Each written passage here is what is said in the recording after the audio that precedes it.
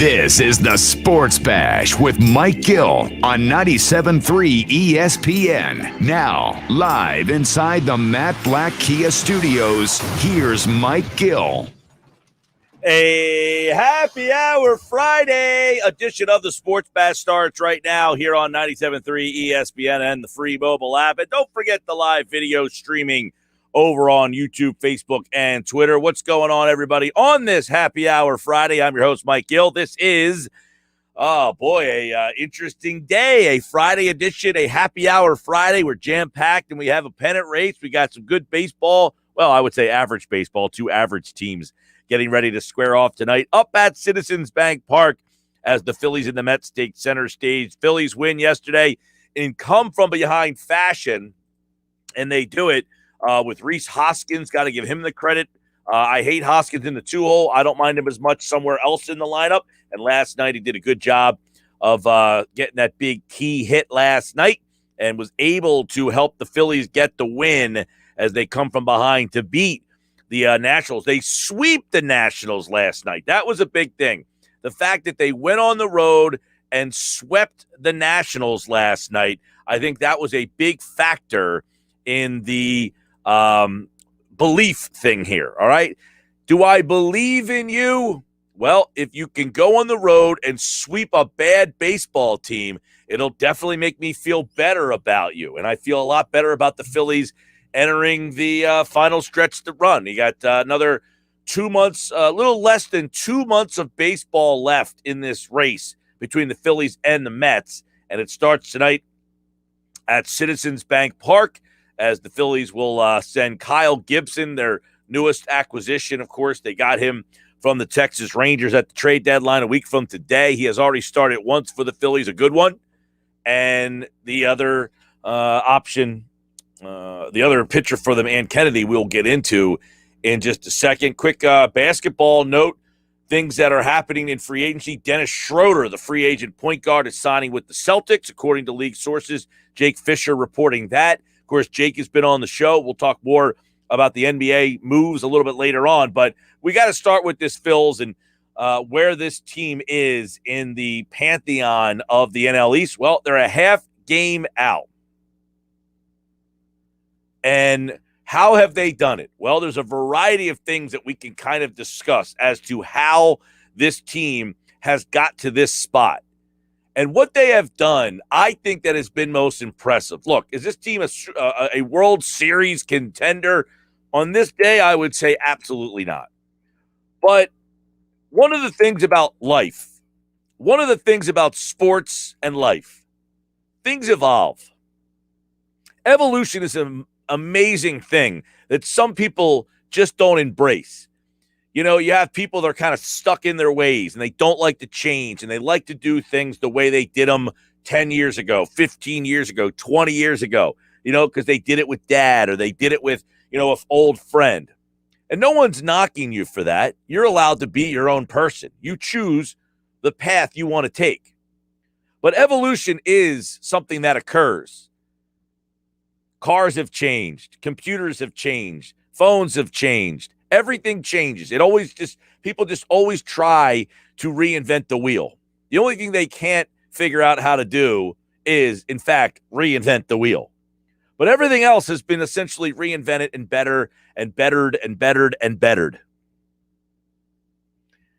Our opinions change. A couple of years ago, you may have liked Ben Simmons. 3 years later, you might say, I've changed my mind. I am no longer a fan of Ben Simmons' game. At one point, you may have appreciated his game. You may not now. That is your right. A month ago, you may have said, I don't believe in this Phillies team. A month later, you have a month's worth of new evidence now entered into this court case. With all the new evidence that has been presented to you, Phillies fans, do you now change your verdict? 609-403-0973 is the text board. 609-403-0973. That's the text board. That's how you can get on board with us. You can also download the free mobile app, take the show on the go. If you're heading to the beach, I have heard the islands are packed already with people. It's supposed to rain tomorrow, by the way. At least a 60% chance of rain. So all the people that are coming down, I wouldn't anticipate a very nice day. But there is an event you can go to tomorrow between 12 and 5 at Vagabond in Atlantic City to help support my baseball team if you'd like to come on out. We'd love to have you come out there and make a nice donation. We're heading to the World Series next week, and we could use all the help we can get from the listeners and the communities. I got to tell you, the business owners in this area have been almost overly gracious. It is going to be a great fundraiser tomorrow. There is going to be a ton of prizes. In fact, I actually said the other day, we actually may have too many prizes. How is that possible? Well, I don't even know how many prizes I can actually win. Like if you come out there and it's open to the public, all we ask is just for a donation at the door. You can make a Venmo donation on Venmo at A Shore World Series if you are so nice to do so. $5, $20, 25, 15, 3, whatever you can spare. It would be really cool for the team and the kids. I mean, it is a big undertaking. It's a big travel event. We will be in hotels for up to 10 days, minimally 7 days away. So anything anybody can do out there, if you are so kind, that would be phenomenal. And if you want to stop out tomorrow, Vagabond Atlantic City from 12 to 5, come on out, make a donation at the door, and that'll get you in, and the food and the prizes. And, man, the prizes are outstanding. But that being said, with the weather not being so hot, I ask you Phillies fans how excited you are for this series. Are you buying in to what is now, quote-unquote, a pennant race? Is this a pennant race in your eyes? August 6th, is this a pennant race? Phillies a half a game back, playing the Mets. They play 6 more times, 3 starting tonight, 3 times in mid-September. Will one of these two teams, by the way, don't blink at the Atlanta Braves. They are just a game and a half back in National League East play. So this is, in theory, a 3-team race. This is a 3-team race right now in the National League East. And it starts tonight at Citizens Bank Park. But here's the thing. The Phillies and the Mets play each other. They could go back and forth. And if Atlanta, gets their act together, now they've won 6 out of 10. So they've been playing some good baseball. They just swept the Cardinals. They've got the lowly Nationals now. If they can do what the Phillies did and sweep the Nationals, the Braves could, in fact, be in first place at the end of the weekend. We could have 2 teams playing for first place in the National League East, and neither one of them land in first place at the end of the series. How about that? That's how tight we are in National League East play. Now, that being said, has your opinion of this Phillies team been altered? As we said, new evidence has been submitted to the jury. You have another month worth of baseball. A month ago, you may have said, not believing in this team, not getting on board, not making the investment, just not doing it. Well, now you have new evidence. A new starting pitcher, Kyle Gibson, a new closer, Ann Kennedy. You have new evidence that has been submitted to the jury. You are the jury. Have you changed your verdict on this Phillies team? 5 straight wins. Here's what I'll say. A month ago, I would tell you, no, I do not believe in this team. This is an organization that has been nothing but what they are, a bad organization. They have been poorly run for years, and it's why they are in the situation they are in. That being said, the Mets are equally as inept. So I'm basically cheering or watching 2 horrible teams battle each other out. Really, 3. Atlanta's very average. New York, very average. Philadelphia, extremely average. But in the National League East, average is all you need to be. And who could be the best version of average? Well, it just might be the Phillies. And here's a couple of reasons why. Offensively, they are starting to get some things together. Even with the injuries they've had, I think their offense is certainly deeper than the Mets. The Phillies have scored almost 100 more runs than the Mets have this year. In National League East, the 5 teams, the Mets are the lowest scoring team in the division, and it's not close. When it comes to pitching, yeah, the Mets are really good, but some of those guys aren't here right now and aren't going to be here for a little bit while longer. So if they can't score and their pitching's not in place, judge and jury, I think you have new evidence. The Washington Nationals, the Atlanta Braves, they are a plus 61. Their offense is really good, but their pitching is not. Do they have enough offense to slug their way through the dog days of summer and get them to September in this pennant race? The Phillies, oddly enough, are right dab in the middle of it all. They've given up the most runs of that bunch. They've scored the second most runs, but they seem to be the most well-rounded. The Mets are so inept offensively. The Braves are so inept pitching. The Phillies seem to just be somewhere in the middle of both those two teams, and maybe the mean will rise to the top. If I'm making a prediction right now, I looked at the schedule. We read it off to you guys the other day. I like Philadelphia's close to the schedule. I don't know the Mets. I don't know the Braves. But the Phillies have a little bit of a bumpy road to get to that end point. But if they can get to that series against the Mets, we talked about it before. If they could get to this series against the Mets within striking distance, they should be in good shape for the rest of the year. They are within striking distance. They're a half game out. If they can get through this series, and obviously if the Phillies win 2 out of 3, they're going to have a lead in the division, at least against the Mets. And if they win 2 out of 3 and the Braves sweep, they would still be ahead of the Braves. So if the Phillies win 2 out of 3, they're going to be in first place on Monday when we're back here on the Sports Bash. And then after that, they have the Dodgers. Things get interesting.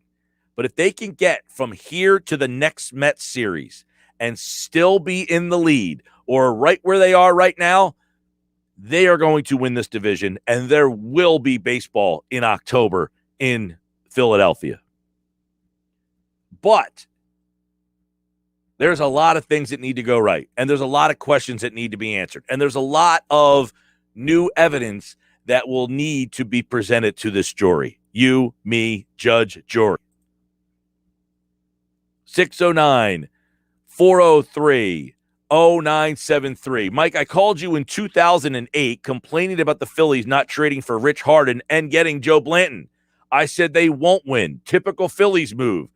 That team changed my mind in September after they swept the Brewers. So, yes, things change. Good text message there. So what has changed? What is that Brewers sweep that has caused you to change? Is it the fact that they just swept the Nationals in a 4-game series on the road? That, to me, is something they wouldn't do in the past. The Phillies would not sweep the Braves on the road in a pennant race the last couple of years. No, you know what they would do? They lose 3 out of 4 against a bad Nationals team. When they beat the Marlins a couple weeks back, I think they took 2 out of 3 against the Marlins. When they lost the games to Pittsburgh, you said, same old Phillies, losing games to Pittsburgh. But they've won 5 straight, 6 out of 10, and these are the kind of stretches you need. They had the Braves series where they won 2 out of 3. They had that Marlins series where they won 3 out of 4. They swept the Red Sox. They were starting to get some good vibes right around there. Swept the Red Sox 3 out of 4 against the Marlins. And then they had that little 2-game losing streak or 3-game losing streak, but 2-game set against the Yankees that they lost both those games. And you thought, oh, my God, this is a bad Yankees team. But they picked it up. They got off the mat, split that series with the Braves, split that series with the Nationals. When they lost the series to the Pirates, it felt like, I can't back this team. And look, it's August the 6th. Maybe I can't back this team. But you know what?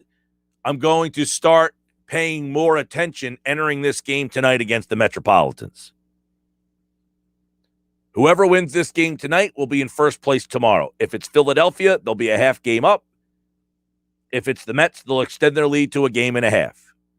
And Everything goes out the window if the Pirates sweep their series, the Braves sweep their series against the Nationals.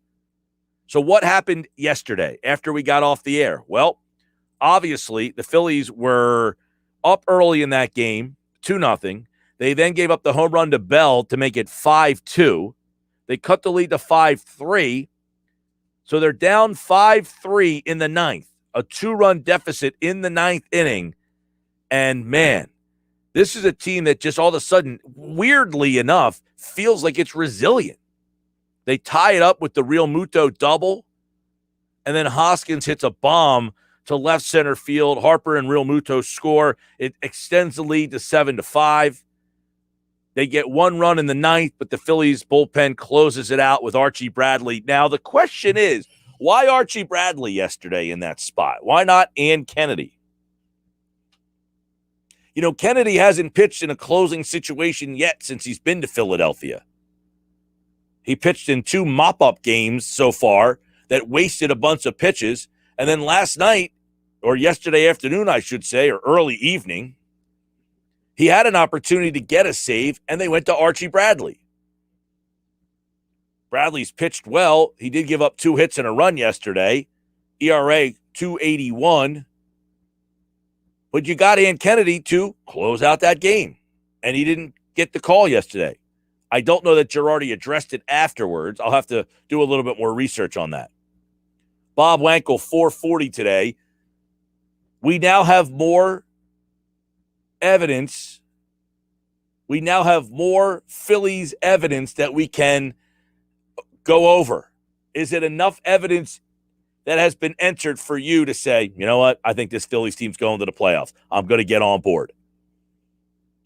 There's the element of this weekend, the Mets are here. You're probably going to get a lot of Mets fans, as you typically would. But Rhys Hoskins, who after the game, you know, kind of, I don't want to say went out on a limb, but Rhys Hoskins did say, hey, I'm excited to see how many people show up at the ballpark. He's hoping, 30,000 plus come out there tonight. It's a huge weekend. You got Wall of Fame weekend. You're going to have the salute to David Montgomery, Manny Trio Wall of Fame night on Sunday or Saturday, I should say, and then Roy Halladay's number retirement day on Sunday. So all 3 days, you have something going on at Citizens Bank Park. But yet the biggest thing you have, and look, if you look at social media, Archie Bradley tweeted, man, I can't wait to see what Philly brings this weekend at the bank. The Phillies account themselves tweeted, big series this weekend. Need you at Citizens Bank Park. Oh, they're not being shy about it. They're not being shy about this. We'll get you the lineup when that is released. But I got to be honest, there is a little buzz in the air. There is a little something. Don't you feel that? Don't you feel that? That little something, something? Call it a pennant race. And I know in years past, this team has been kind of in that, 3-game, 4-game, and we never quite believed in them. Is this team different for you? Is this team different? I'm Mike Gill. This is the Sports Bash live on 97.3 ESPN, the free mobile app. And don't forget, you can watch the show live on Facebook, YouTube, and Twitter. And don't forget, you can download the free mobile app. It's free thanks to First Bank of Sea Isle. And, of course, you can download the show, take it on the go. You can certainly hit your app and hit the Text Us feature, and you can text the 97.3 ESPN studios. Busy day. Sal Paolantonio live in Canton with an update on the Eagles and the NFL game last night, Hall of Fame game. Harold Carmichael's going in this weekend. Sal will give us the story. Mike McGarry from the Press of Atlantic City. Susie Hunter, I think, is in Cincinnati at the Great American Ballpark this week. She'll tell us more about her ballpark tour. Bob Wankel on the Phils. Happy Hour Friday with the PT. Jeff Kerr, I hope you are a big part of it here on a Friday.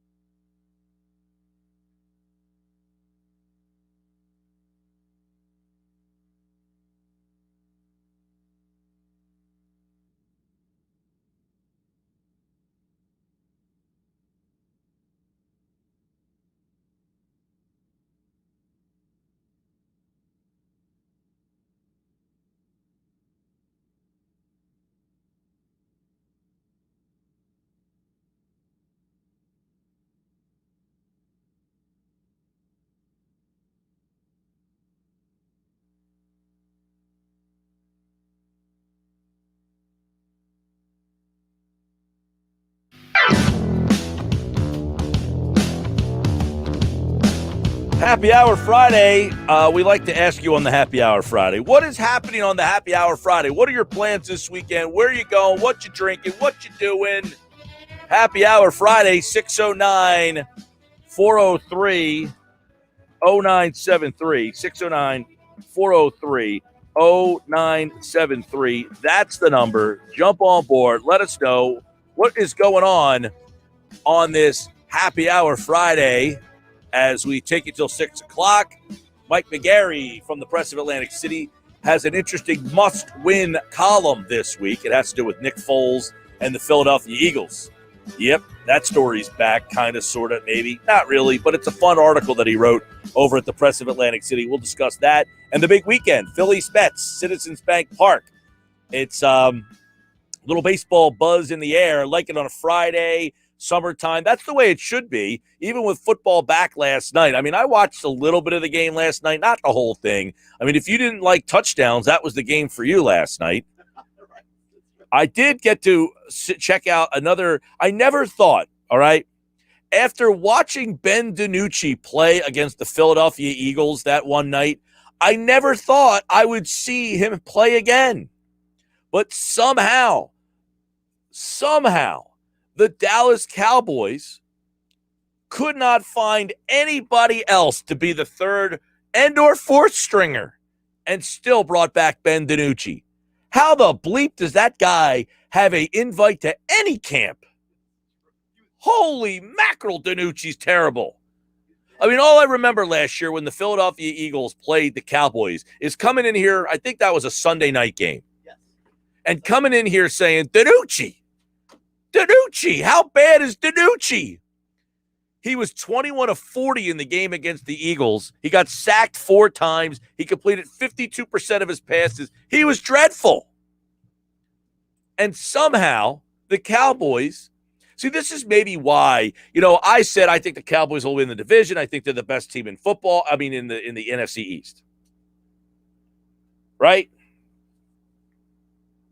And the underlining factor is this. Ben DiNucci being on that team tells me they didn't take that position very seriously again. And now you have this kind of doubt over what's going on with Dak Prescott. Now, me personally, I don't really think there's a big problem there, right? I don't think that he is going to miss time. I don't think he's really, I think they're just being overly cautious. I don't think Dak Prescott needs to play in the Hall of Fame game, especially after the injury that he suffered last year.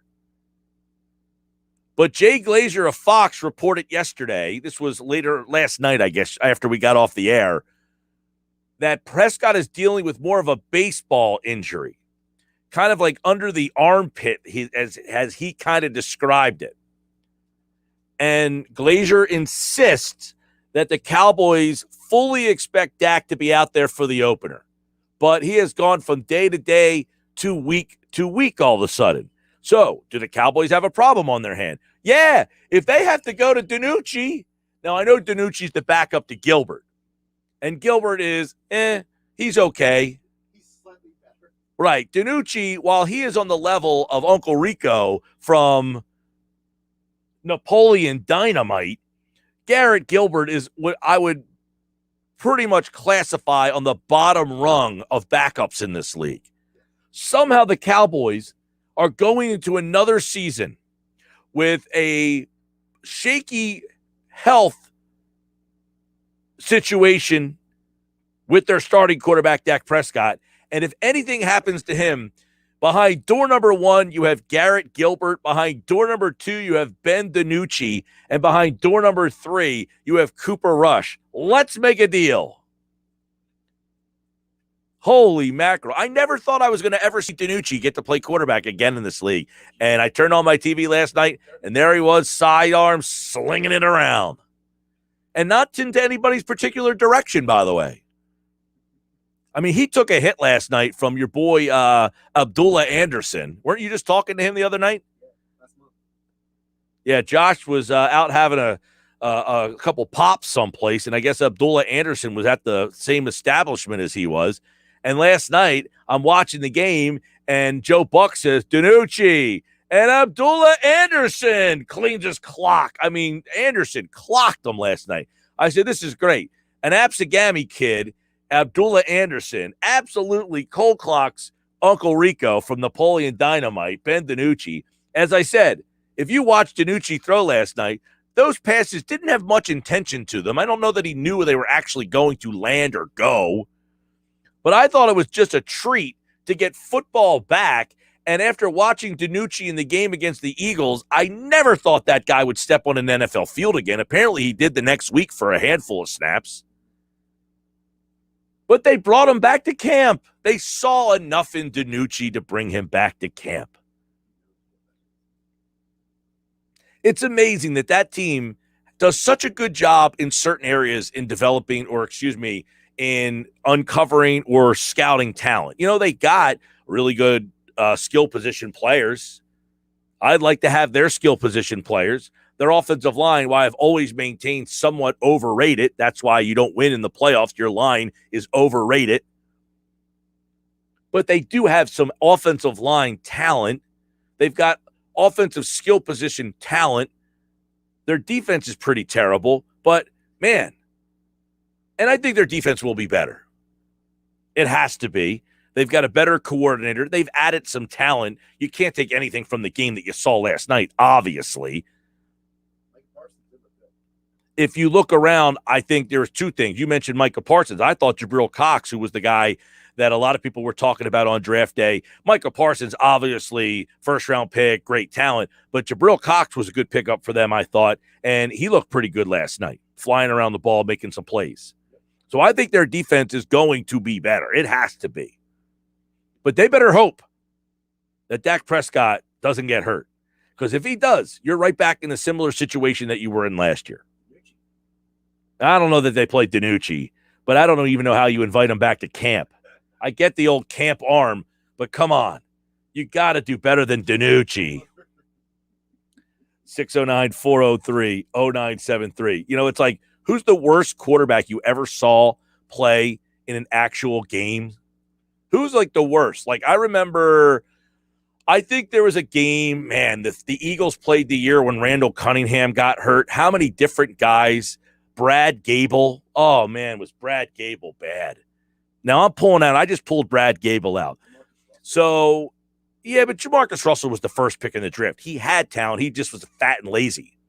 That's different. Brad Gable just had no NFL skill. He just didn't belong. Like, Russell had NFL skill. He had an NFL arm. He had an NFL ability. He just didn't have NFL mindset. He didn't have NFL work ethic. Brad Gable, now, I don't know how I pulled Gable out of my rear end, but Gable was one of the quarterbacks, I believe, that played the season. Now, Randall Cunningham got knocked out. What year was that? Randall Cunningham got knocked out. Bryce Paup, we all remember, was the hit, right? That was the hit. And that had to be, I want to say, 1991 is what I want to say. 1991. I want to go. So my guess is the 1991 Eagles. Yeah, Gable was so bad. He was Brad Aesop's Gable. He was so bad.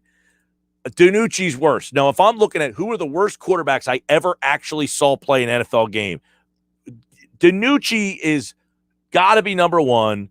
Brad Gable has to be on that list. So if I'm putting the pantheon of the worst actual quarterbacks to ever start an NFL game, those two guys that I've actually seen. Now, I did not see the guy from Denver last year, the wide receiver.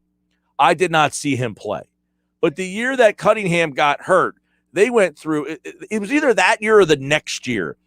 Because Jim McMahon played and then he got hurt, and they went through just a plethora. Like Pat Ryan, I think, played quarterback for them that year. He was terrible. But Pat Ryan at least had, he had been a quarterback other place.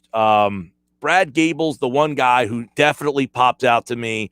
Other than him, I'm trying to think who are some of the worst quarterbacks. Because when I saw DiNucci last night, I was like, man, they bought Jeff Kemp.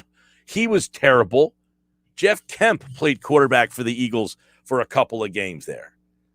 So send me a text. Who are some of the worst quarterbacks you ever saw. Mike, do most teams have consistent soft tissue injuries, hamstring, calf, etc., like the Eagles year after year? The Eagles have been one of the more injured teams consistently the last 3 seasons.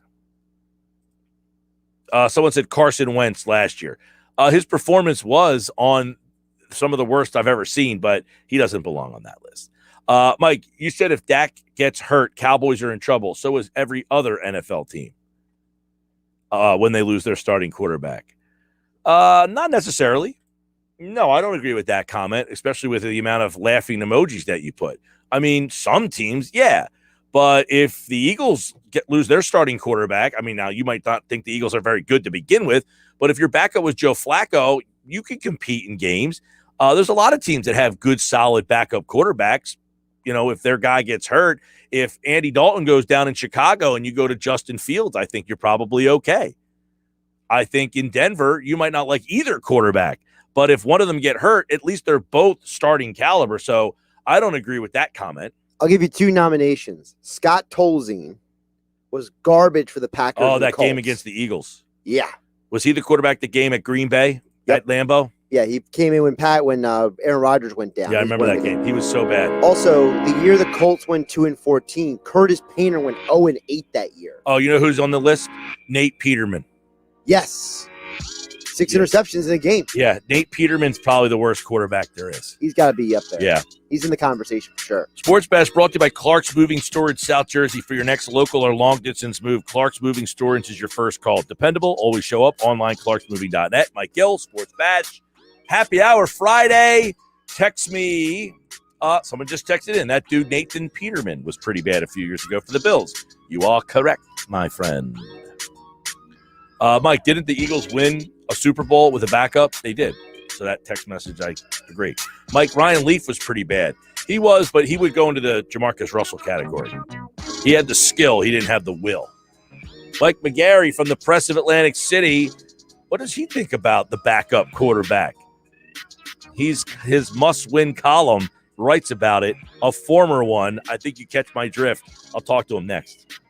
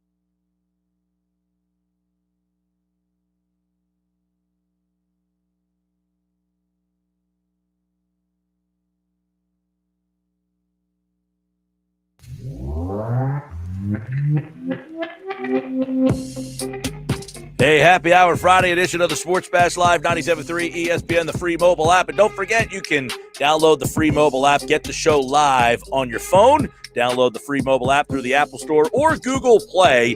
Watch the show live on Facebook, YouTube, Twitter. And, of course, it's a happy hour Friday, getting ready for the weekend. We got a baseball pennant race at Citizens Bank Park. We're going to dive into that. We'll talk about Mike's must-win column. My dad actually said to me today, I was out to lunch with my father. He said to me, the guy who's on your show, McGarry, is he a troll? That's what my dad wanted to know.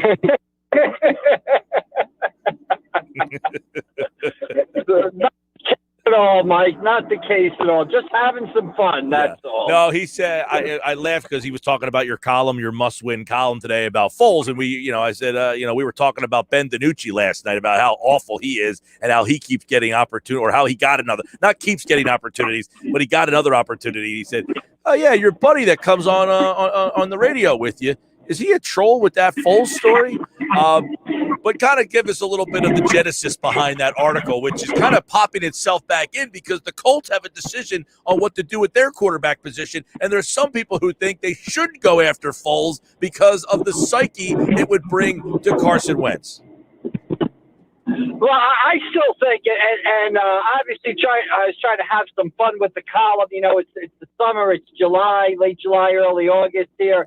But I still think the basis of fact for me was, and I'll stand by this, I still think back in 2019 that the Eagles should have gone with Foles over Wentz. Now, I know the argument that Foles has kind of fallen off the face of the earth since he left the Eagles, and now he's the third-string quarterback of the Bears. But I just think Foles has been going here, and, like I said, in there he had quarterback the Eagles to some of the biggest wins in franchise history. And I thought at the time the correct decision was Foles over Wentz. However, the Eagles didn't feel that way. And it obviously has kind of turned out to be the wrong decision because just about everything connected with Wentz has gone wrong since the Eagles made that decision back in 2019, including what they're probably going to get out of the trade they made back in the winter with the Colts. Yeah, well, I mean, the thought process of, okay, this guy wins the Super Bowl, and then what you're saying, everything that's happened afterwards kind of hasn't gone their way. But there's not one organization, right, in all of football who would have made that decision. Do you agree with that? I'm not sure. I mean, the guy won the Super Bowl and played great. He played great in the NFC championship game. And then what even convinced me a little bit more was, and what I put in the column there, since 1949, only 4 Eagles quarterbacks have won road playoff games. I mean, Tommy Thompson, I think, is one who I never even heard of. Donovan McNabb, I forget who the other guy was, and Foles. He just seemed to have a knack for winning games. And I'll go back to the Chip Kelly era where Foles in the playoff game against the Saints left the field with a lead. So I know that Nick Foles outside of Philadelphia is a nightmare. But Nick Foles in Philadelphia, maybe it's the cheesesteaks, maybe it's something in the water, maybe it's the Liberty Bell. I don't know what it is.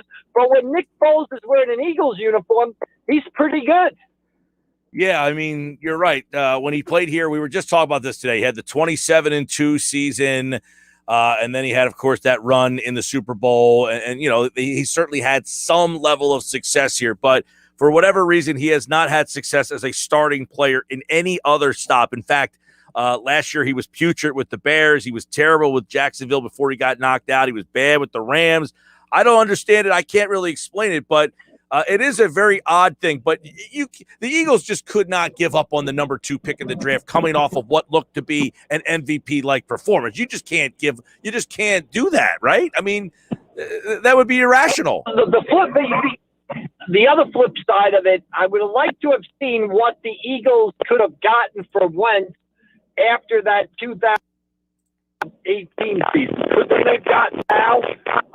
Would Foles have given them some, a better cost control? It would have been interesting. I think it was a tough decision.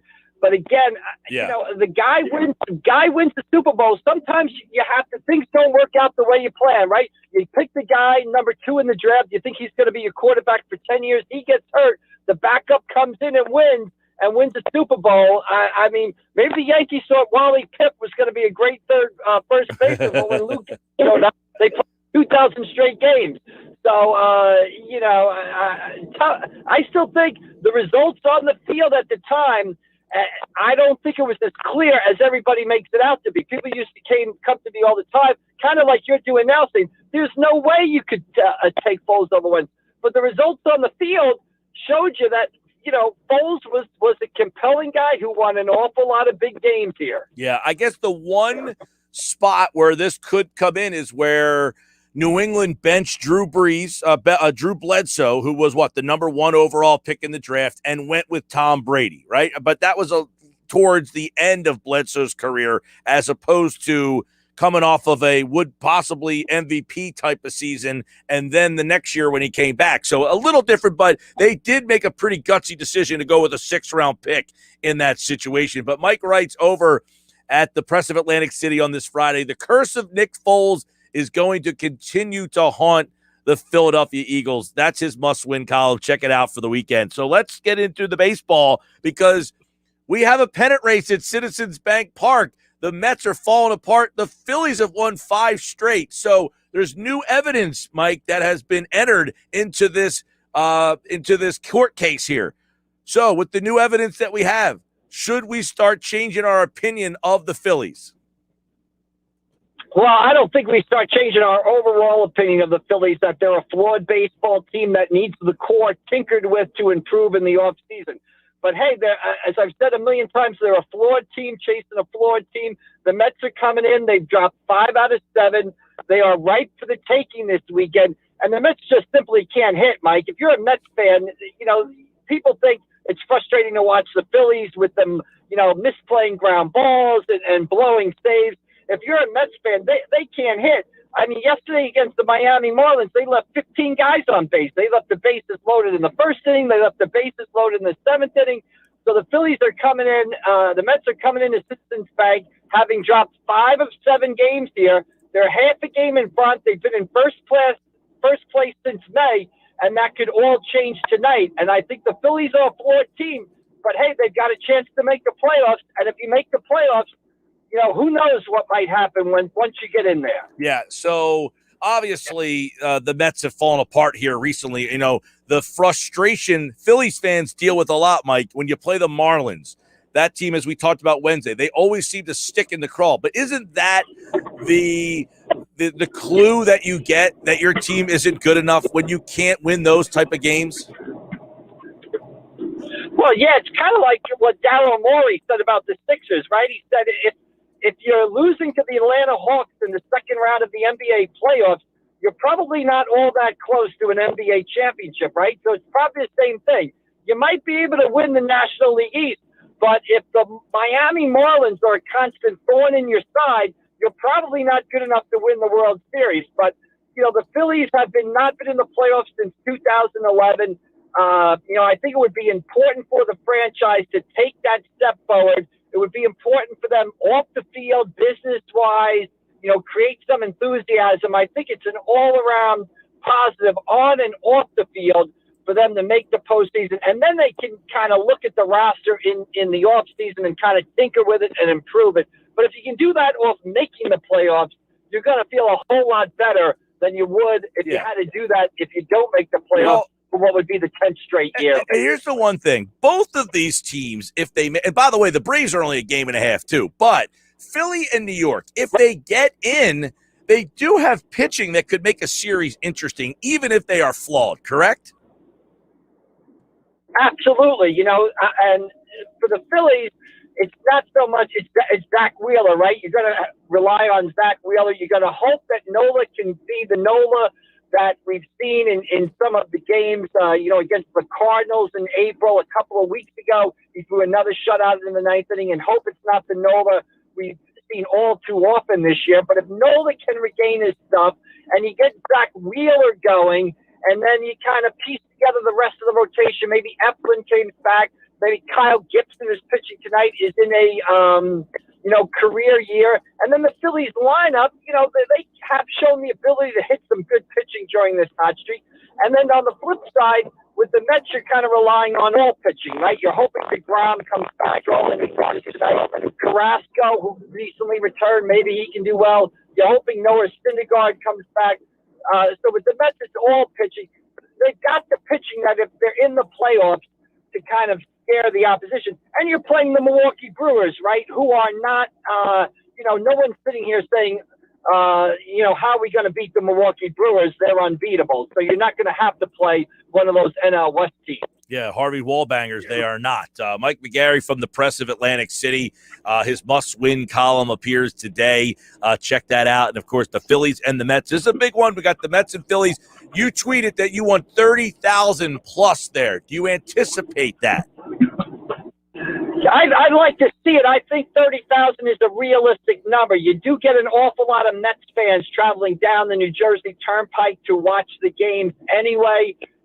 They played the Braves. The Phillies played the Braves a couple of weeks ago. They got about 24,000 in there.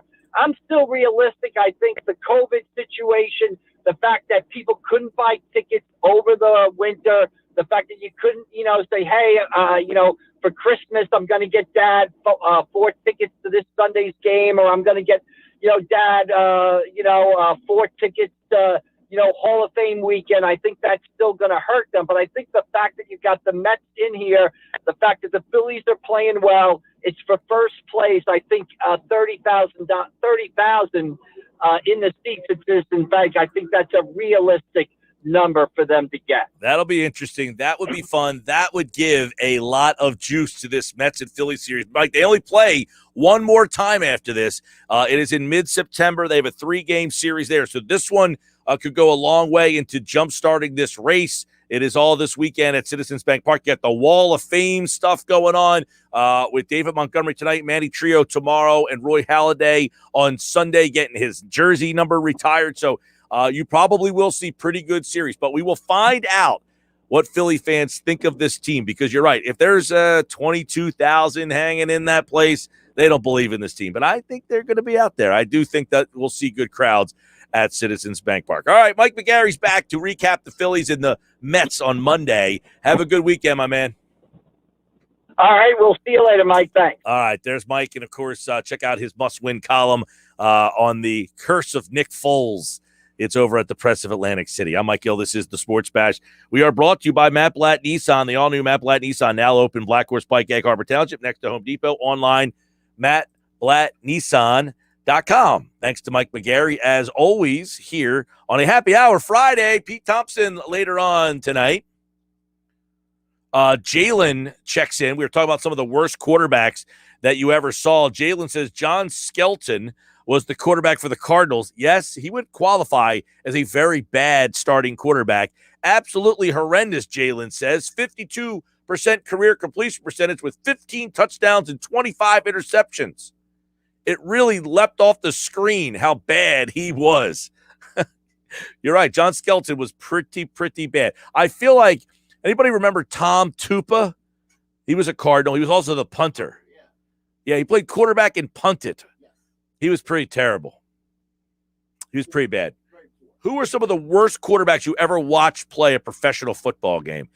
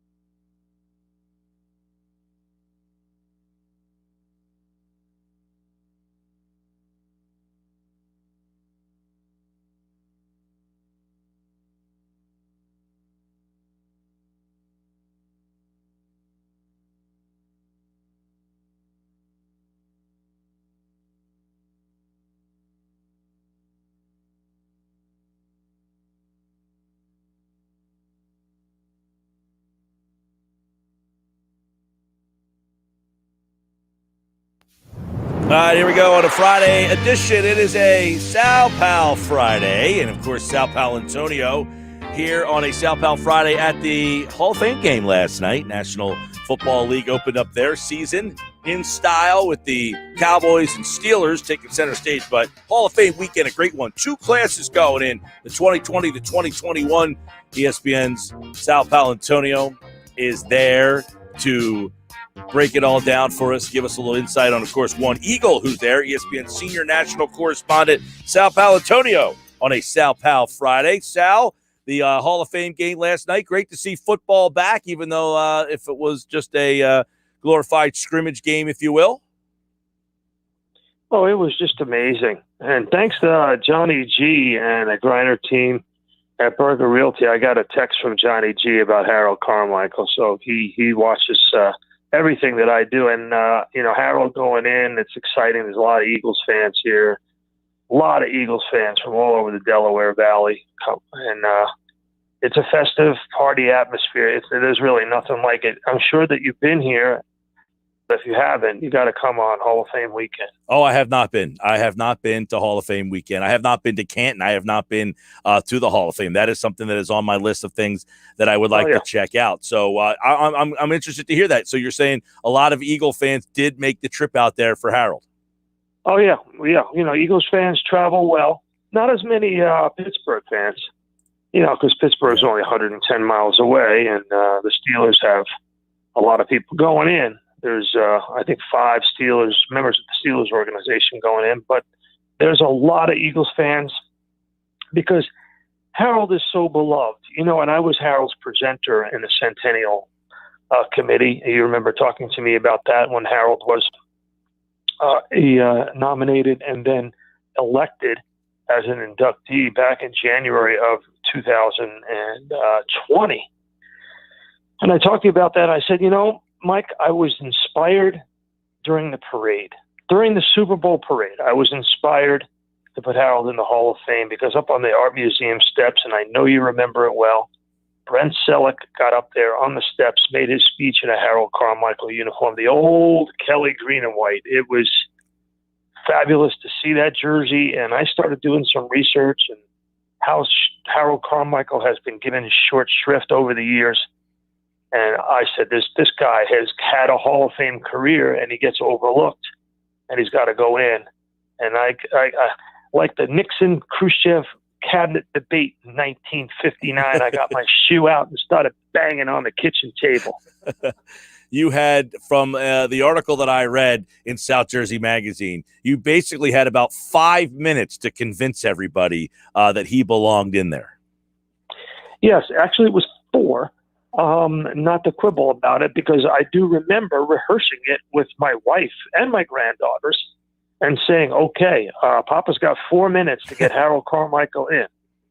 Let's go through it. I've got a video. I've got a spreadsheet here of Harold's accomplishments. What do I have to hit? Bill Belichick was in the room. Ron Wolf was in the room. Dick LeBeau was in the room. John Madden was in the room. Bill Polian was in the room. There were Hall of Famers in that room. And I remember Ron Wolf coming up to me afterwards and saying, you nailed it. He was not going to vote. Because we beat out Drew Pearson, if you remember. We beat out Drew Pearson and got Harold in. And then there was such a backlash because Pearson was so upset. If you remember, Pearson made a big deal out of it on social media. Yep. A big deal, which I thought was a little gauche, frankly. But, Pearson deserved to go in. I didn't say he didn't. Cliff Branch deserved to go in, but it was those 3 receivers. And sometimes, it's all about the props and the presentation, brother, as you know, in the broadcast industry. Yeah. It's not what you say, it's how you say it. Well, I'll tell you, and Drew Pearson's been on the show a lot. He is a character in himself, and I know I heard him on the radio the other day. This is a great class because you get the 2. Having last year's and this year has to make this week, has to make that atmosphere even extra special. I mean, it's special to get one class in, but to get them both going in is probably amazing up there this weekend. It is because also you have a big star like Peyton Manning and Tom Brady's coming in for Peyton Manning's induction. It's a star-studded event. Former Commissioner Paul Tagliabue is going in, so all of the old timers are here to support Tagliabue. And anytime you've got Eagles, Steelers, Cowboys, those are fans that really love their teams and travel well. And this place is a cornucopia of football fans from all over the country. Yeah, looking forward to it. I love the speeches, listening to them all. I think, what are they doing it over 2 days? Are they doing the 2020 Saturday and the 2021 Sunday? Is that how it's going? That is correct. And tonight is pretty special. We have the gold jacket celebration where each of them will get their gold jacket, and that's held at the Civic Center in Canton, Ohio. So I'll have a front row seat and get to watch that and see all the Hall of Famers come in. Pomp and circumstance like no other. The Hall of Fame weekend. Last night was the Hall of Fame game. That is the kickoff to the season, which means it is here now, Sal. And the Eagles will play a week from yesterday against that Steelers team. And I guess some of the things that need to be asked leading into that game is where this team kind of sits with their quarterback situation. Because is that a story at all that Nick Sirianni will not name Jalen Hurts his guy, or is that a nothing? Boy, oh boy, I'm surprised by it. I got to tell you, Mike, I really am surprised by it. I mean, I think he's going a little too far, honestly. I think he's got to name Jalen and just get it out there. You got to know who your starting quarterback is. The team's got to know. And, hey, you can change your mind. It happens all the time. Mm-hmm. But the young man needs to have a bedrock foundation of confidence under him. Not that he lacks confidence, but the public confidence. Right. So, a little surprised by it. Really am. Yeah, because and what happened last night is also interesting to Eagles fans, right, Mike? Because this Dak Prescott situation is pretty dicey. There's no question about it. He's got a lat strain under his right shoulder. And the only real way to get rid of that is rest and ice. You basically got to take yourself out of action because the lat is connected to the back and the shoulder and the arm. It impacts on everything. He's got it on his right side, so he can't sleep on his right side, only on his left side. It's painful when you sleep. It's a big issue. And he won't practice against the Rams. Today's Thursday, right? No, today's Friday. It's Sal Bell Friday. I'm so crazy. Today's Friday. Tomorrow, they practice against the Rams in Oxnard. And I'd be shocked if they got 3 more preseason games in 35 days before the opener. But, it's getting pretty dicey. And I look at their backup quarterback situation. Don't you think they'd like to have Joe Flacco or Nick Mullins? Hey, Sal, I opened the show today by saying, after watching Ben DiNucci in a regular season game against the Eagles, I thought I would never see him ever take another snap in this league. And sure enough, I turned my television on last night, and there was Uncle Rico slinging the football around Canton, Ohio. Hey, never go against the family. DiNucci, you gotta support. But I agree with you. I mean, honestly, I almost think Howie Roseman, Trader Howie, grabbed Nick Mullins just so the Cowboys wouldn't, because in my view, Mullins is better than the 3 of them combined last night. Oh, yeah. Mullins has looked very good, according to everybody. And the one day I was out there, I was impressed with Mullins. And he's got some production. He's got some numbers. Yeah. He's got 26 touchdown passes in the National Football League with a challenged San Francisco 49ers offense. Right. You would have to be wondering if Indianapolis makes a call to Howie Roseman and says, hey, can you lend us a guy for a couple of weeks here? Yeah, I'm not crying about Indy. The only thing I'm crying about is, the Eagles won't get that first-round pick now, it looks like. Right. But yeah, maybe you send them – well, Carson still has to perform for them to get the first-round pick. But, getting back to the Eagles, which is the all-important thing, I'm very interested in seeing what happens next Thursday. I definitely. Now, do you think Hurts plays in that game? Why wouldn't he? I agree, but the league now, no one played last night. I mean, I get it, that's an extra game, but this league seems like so overly cautious. Hold on a second. The coach is evaluating the quarterback position and wants competition. I mean, this is his first opportunity. I mean, you watched the Steelers' defense last night, even though a lot of starters weren't playing, and the Cowboys were throwing out, quarterbacks that are not named Dak Prescott. But nevertheless, the Steelers had the number one blitzing defense in the league last year. They've always known what they're doing, and you want to go against that. You want to put some film on Jalen Hurts. You got to play him 2 series minimum, don't you? I agree. I would like to see him, but it feels like, I mean, heck, Sirianni's having an hour 45-minute practices to try to limit the possibilities of injury. So, the way the league is. Another thing too, Mike, not to interrupt you, and I agree with you about that, is if you play Jalen Hurts just 2 series, then you're playing Joe Flacco probably for at least a quarter and a half, which I don't know if that's smart at his age. Yeah, that's a good point, is you only have 3 guys. They don't have a 4th quarterback on this team, right? Right. So now you're playing Flacco for a quarter and a half, and you're giving Nick Mullins a whole half. So right. What are you doing? You're not really challenging Jalen Hurts if you don't play him. Before we let you roll here, what was, in your opinion, the best asset of Harold Carmichael's game? Oh, gosh. It has to be his height. His ability to go up and get balls that other players could not get. Not only did he have the 6'8" frame, but have you ever been around Harold Carmichael? Yes. Harold Carmichael's arms are enormously long and strong, and his hands are enormously big and powerful. I mean, did you know that he is 4th all time in touchdown catches per reception? Here are the other 3, all of them in the Hall of Fame. Don Maynard, Lance Allworth, and Randy Moss. Now you tell me how in the world Harold Carmichael has had to wait almost 3 decades to get in the Hall of Fame. It's good to see him get in. That is for sure. And I know your presentation was probably fantastic, and I guess he'll have to owe you one when he sees you this weekend. I saw him today, and he thanked me, and I said, "Listen, Harold, it was an honor to represent you. In my view, you should have gone in a long time ago. I was righting a wrong. I was righting an injustice.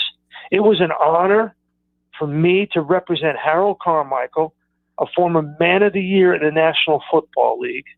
It was an honor for me, Mike Gill, to really represent the Philadelphia Eagles organization and Philadelphia fans all over the Delaware Valley. That's what I want to do. I was honored to do it, and I'm glad we could get it done. And tonight he gets his gold jacket. Sal Pal Friday here on the Sports Bash. All right, man, I know you got to run. Appreciate it. Thank you, Mike Gill. He's Sal Paolantonio. We do it Fridays during the football season. Hopefully you enjoy it, and we will continue to do it here on the 2021 Eagles season, which gets underway Thursday night. I am Mike Gill. This is the Sports Bash. We always say we appreciate you listening, whether you like us or not. You are out there listening, and we do know you have a lot of options, and we thank those people who make the decision to make this their option on a Friday, of course. It's a Happy Hour Friday. We're getting started early. We invite you, as always, to download the free mobile app. You can download it in the Apple Store, Google Play. It's free. You can take the show on the go. All you need to do, download the app. And when you open that app, it'll say text us. You can listen to the show. There's a text us button. As some of you have throughout today's show, we will read off some of those text messages. You can listen live. You can call us through the text, through the app, I should say. It's a Happy Hour Friday. When we come back here on a Sports Bash Friday, Susie Hunter's ballpark tour continues, and Susie's going to tell us where she was. I believe she had 2 stops this week, maybe 1, maybe 2. I think she was in Detroit last week. We talked to her about that. I love this ballpark tour, and she's doing it for a good cause. So we'll talk to her about where she's at coming up next. You can check that video out live. Susie will be on the live video stream. Just go to our YouTube channel and subscribe. I'm trying to see. The Phillies lineup usually comes out right around this time. So I will try to get that for you. If we get it, let's see. Let's see if the Phillies have their lineup out quite yet. Not yet. So I'll keep my eye on that. Also, we'll be talking to Andrew DeCecco for today's football at 4. All the latest on the Eagles at camp. Andrew was there the other day. Some of his camp observations. Eagles have the day off today. Yesterday would be their 8th day of camp. No day today. So when they get back on the practice field, it will be their 9th day of practice. And Andrew will give us his observations at 4 o'clock. Bob Wankel on the Phillies Mets big series. All that and more. The one and only Sports Bash.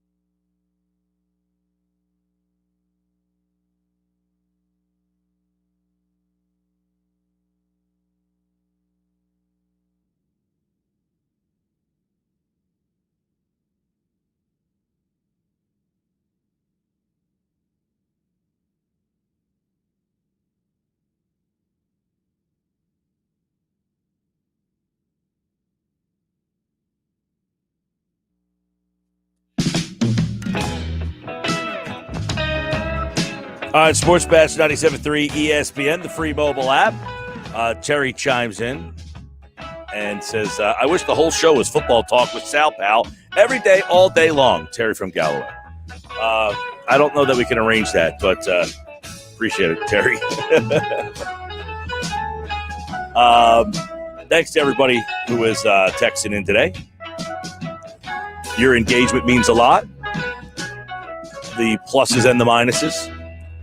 You know, I think on a happy hour Friday, we should all get along. We should have fun. We should enjoy the day. But not everybody thinks that way. Some people like to be miserable on a Friday. We're here to try to have fun. Whether you like us or not, you don't have to like us. We are well aware that many people out there are not fans of me. But you listen, and I appreciate that. You have for a long time. That's why I've been here for a long time. And on this Friday, you know, we always enjoy all the feedback. We're getting a ton of it of people who are giving us the worst quarterbacks they've ever watched in an actual game. I contend still that Ben DiNucci will be the worst. Right, he's the worst. Now, someone said John Skeleton, Nate Peterman. We had a couple others that have been coming in. Ryan Leaf. I don't think Ryan Leaf. Somebody else said Quincy Carter. I don't think Quincy Carter makes the list either. Quincy Carter won games. I mean, he was a decent. He was like a high. Wasn't he a second-round pick, Quincy Carter? Right.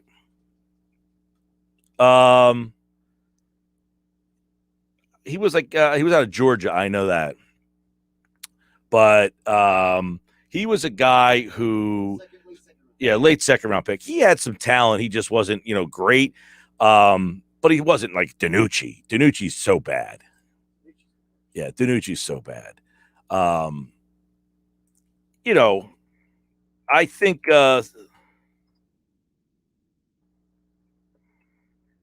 people who watched that game last night and said, this guy's an NFL quarterback. He's really not, but he's been, been given some opportunities. I think, wasn't it? I'm trying to remember. Was it McCarthy's brother, his coach or something? So I think there was some story like that his coach is, his brother was his high school basketball coach or something like that. And I don't know. I guess that's why he got the job. Neil O'Donnell, someone texted in. Neil O'Donnell actually went to a Super Bowl. I can't put him on that list. DiNucci's definitely way up there. Way up there. Brad Gable was the other guy. Tom Tupa is on my list. John Skelton would make my list as well. They are some of the worst. All right, let's go to something that is very cool, and it's continuing. I think she is now more than halfway done this thing. Is that accurate, Susie, that you are now past the halfway point of this amazing trip that you were on? Do you want to end this thing? Are you ready to stop, or do you want to keep on going? I am weirdly comfortable with living on the road. Like, I realized this the other day. I was like, I'm good. Like, I could keep going, which is great because I do need to keep going. I still have 11 ballparks left. How you doing?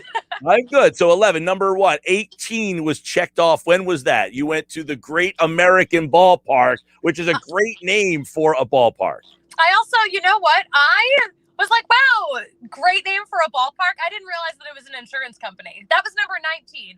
Detroit was number 18. I am cruising through these.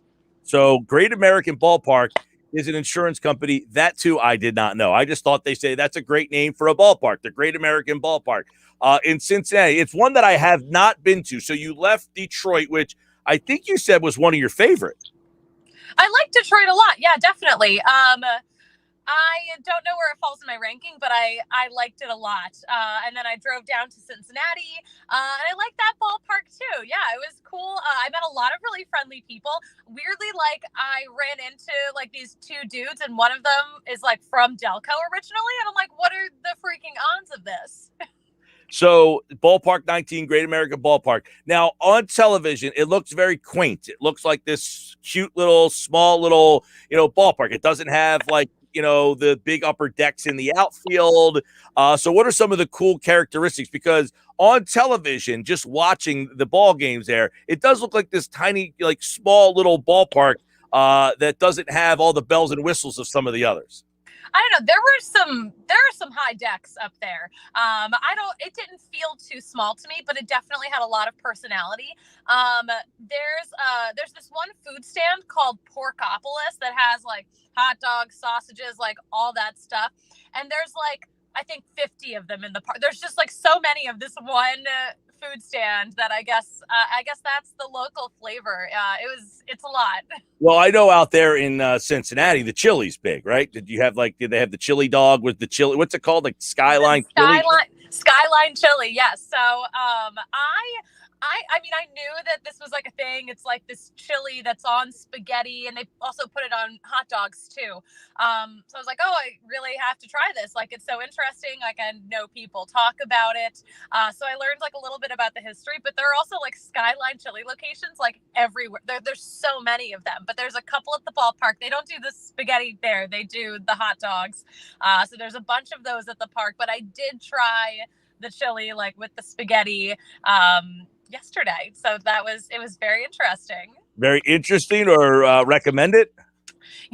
Okay, so I'm gonna like tell my understanding about the history of it, and this made me not so repulsed by it. So when I first heard of it, I was like, why would you put chili on top of spaghetti? Like, what are they doing out here in the Midwest? Like, someone needs to see if these people are okay. It was never supposed to be chili. It was like some Macedonian and Greek immigrants like started making this, and they were just messing around calling it chili because they were like, oh, like what is chili? I don't know. So like it was never supposed to be chili. Like it's supposed to be a meat sauce. So I'm like, okay, now I understand why you put it on spaghetti. So I tried it, and it was actually not bad, but it didn't sit well. It didn't agree with my stomach. And apparently apparently you need to like acquire a stomach for it. That's what some locals told me. All right. If I ever make it to the Great American Ballpark, I might have to check this out just to say I did. Like when I went to Arkansas a couple of years ago, like the fare there was frog legs, which I had no interest in, but just to say that I partake, I said, all right, I did the frog legs and I move on. Now, apparently you were there for Bark in the Park night at the Great American Ballpark. It was amazing. There were so many great dogs. They were all in this one section, but I got to walk through, meet the dogs. I happened to be wearing a red bandana because I was like, I like to wear the home colors if I can. So I had a red bandana on my head, and every other dog that I saw was also wearing like the same little red bandana around its little neck. So it's like, cute, we match. But I was excited to see Bark in the Parks are back. That's like one of my favorite promotions that any team can do. So I was really happy to see all the dogs getting out. Now, is that a section or the whole ballpark? It's a section. So the dogs like can't walk around the whole ballpark. They have like a specific section. So it was like several sections. I think they had like 5 of them, but they had like a lot of area to walk around. They had a special like photo booth set up for the dogs where it looked like they were posing with the mascots. It was really cute. All right. Susie Hunter is spending this entire summer traveling around to every major league ballpark. She is at number 19. She's on her way to number 20. And you are doing this. Tell the people why. Guys, it's for a great cause. I am raising $30,000 for the Boys and Girls Clubs of America. And it's a great cause, very near and dear to my heart. A lot of people seem to be excited about it too, but I still need to raise a lot more money. So if you're listening to this, you can donate. You can find a link on my social media. I'm at the Susie Hunter, or you can find it on thesusiehunter.com/MLB-road-trip. So she's been all over the place now. You're in Cincinnati. Do you have a busy week? You only went to one game this week, correct? No. I just haven't been posting a lot because I try to, not tell people where I am or where I'm going. I tell them where I've been. So I was in Cincinnati for 2 games. That was awesome. On my way to my next ballpark. I hit a lot of traffic. I had a key mishap. I don't know if I'm actually making it to the game I wanted to make it to tonight. So we will see. But yeah. Well, the last time we talked, you had been in Detroit was the last place. So since the last time we talked, Detroit, and then Cincinnati. Was there anything else in between? Just Cincinnati? No, I was in Detroit for a while, and then when Cincinnati, I went down to Cincinnati, and I was there for a couple of days. Yeah. Spending some time in Detroit now, Cincinnati, and now where are you currently, like en route to? I am right now. I'm in Indianapolis, and I am going to Milwaukee, but I don't think I'm actually making it to that park tonight because too many things have gone wrong on the road today. Milwaukee's a great place. Now, I've been to that.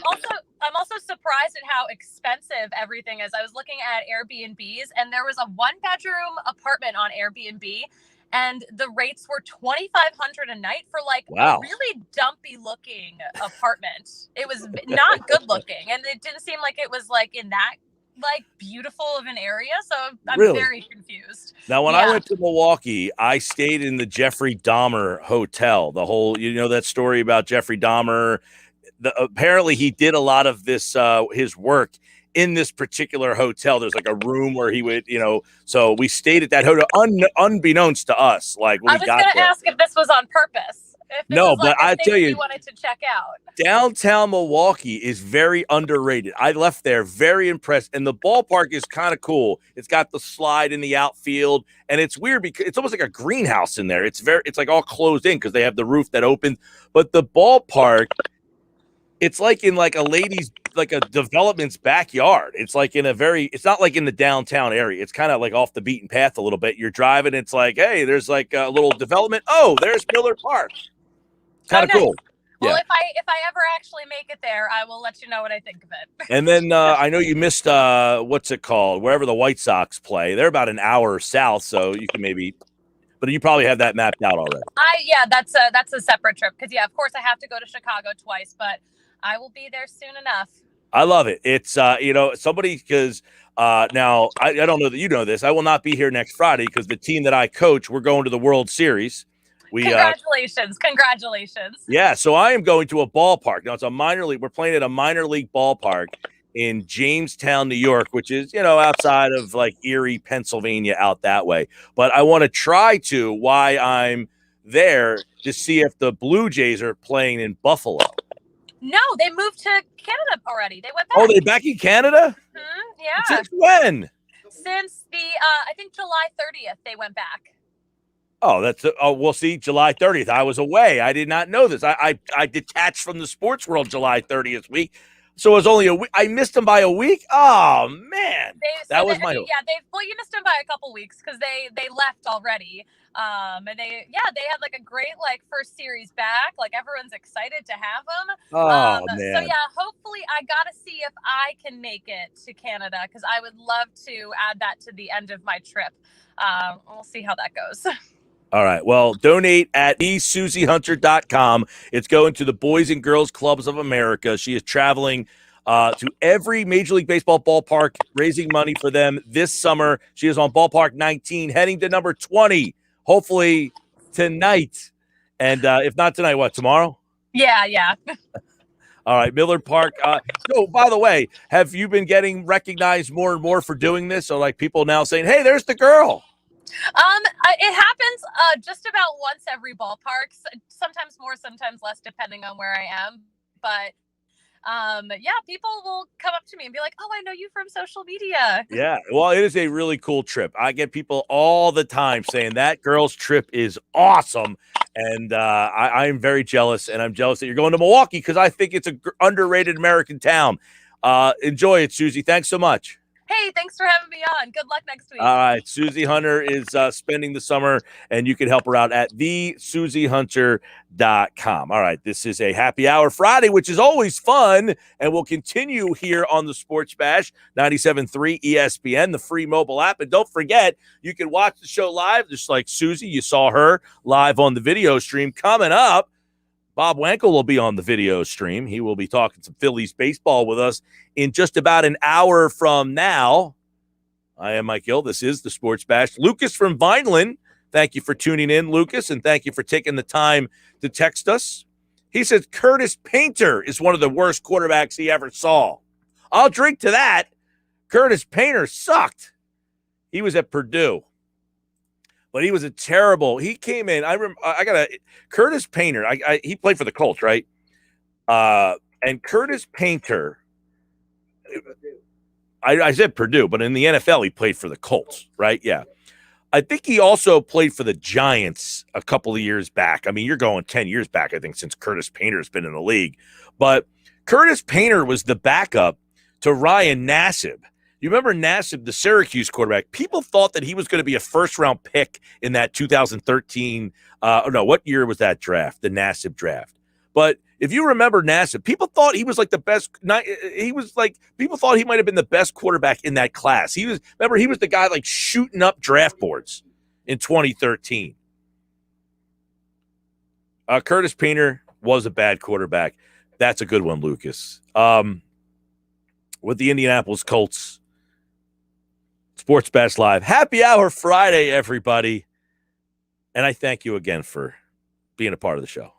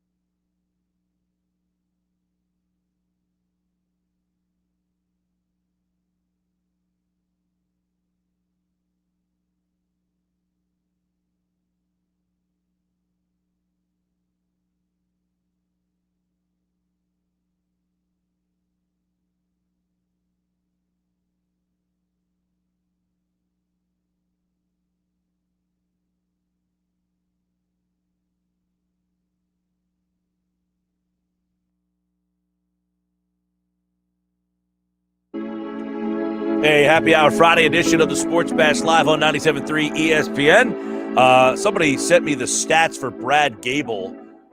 Gill sends me a message. He says, October 6, 1991, Tampa Stadium, Brad Gable, 9 for 20, 62 yards, 2 interceptions. That's a 12.9 passer rating. Yeah, Brad Gable definitively is on the list of some of the worst quarterback, or the worst quarterback that I ever saw play in an actual game.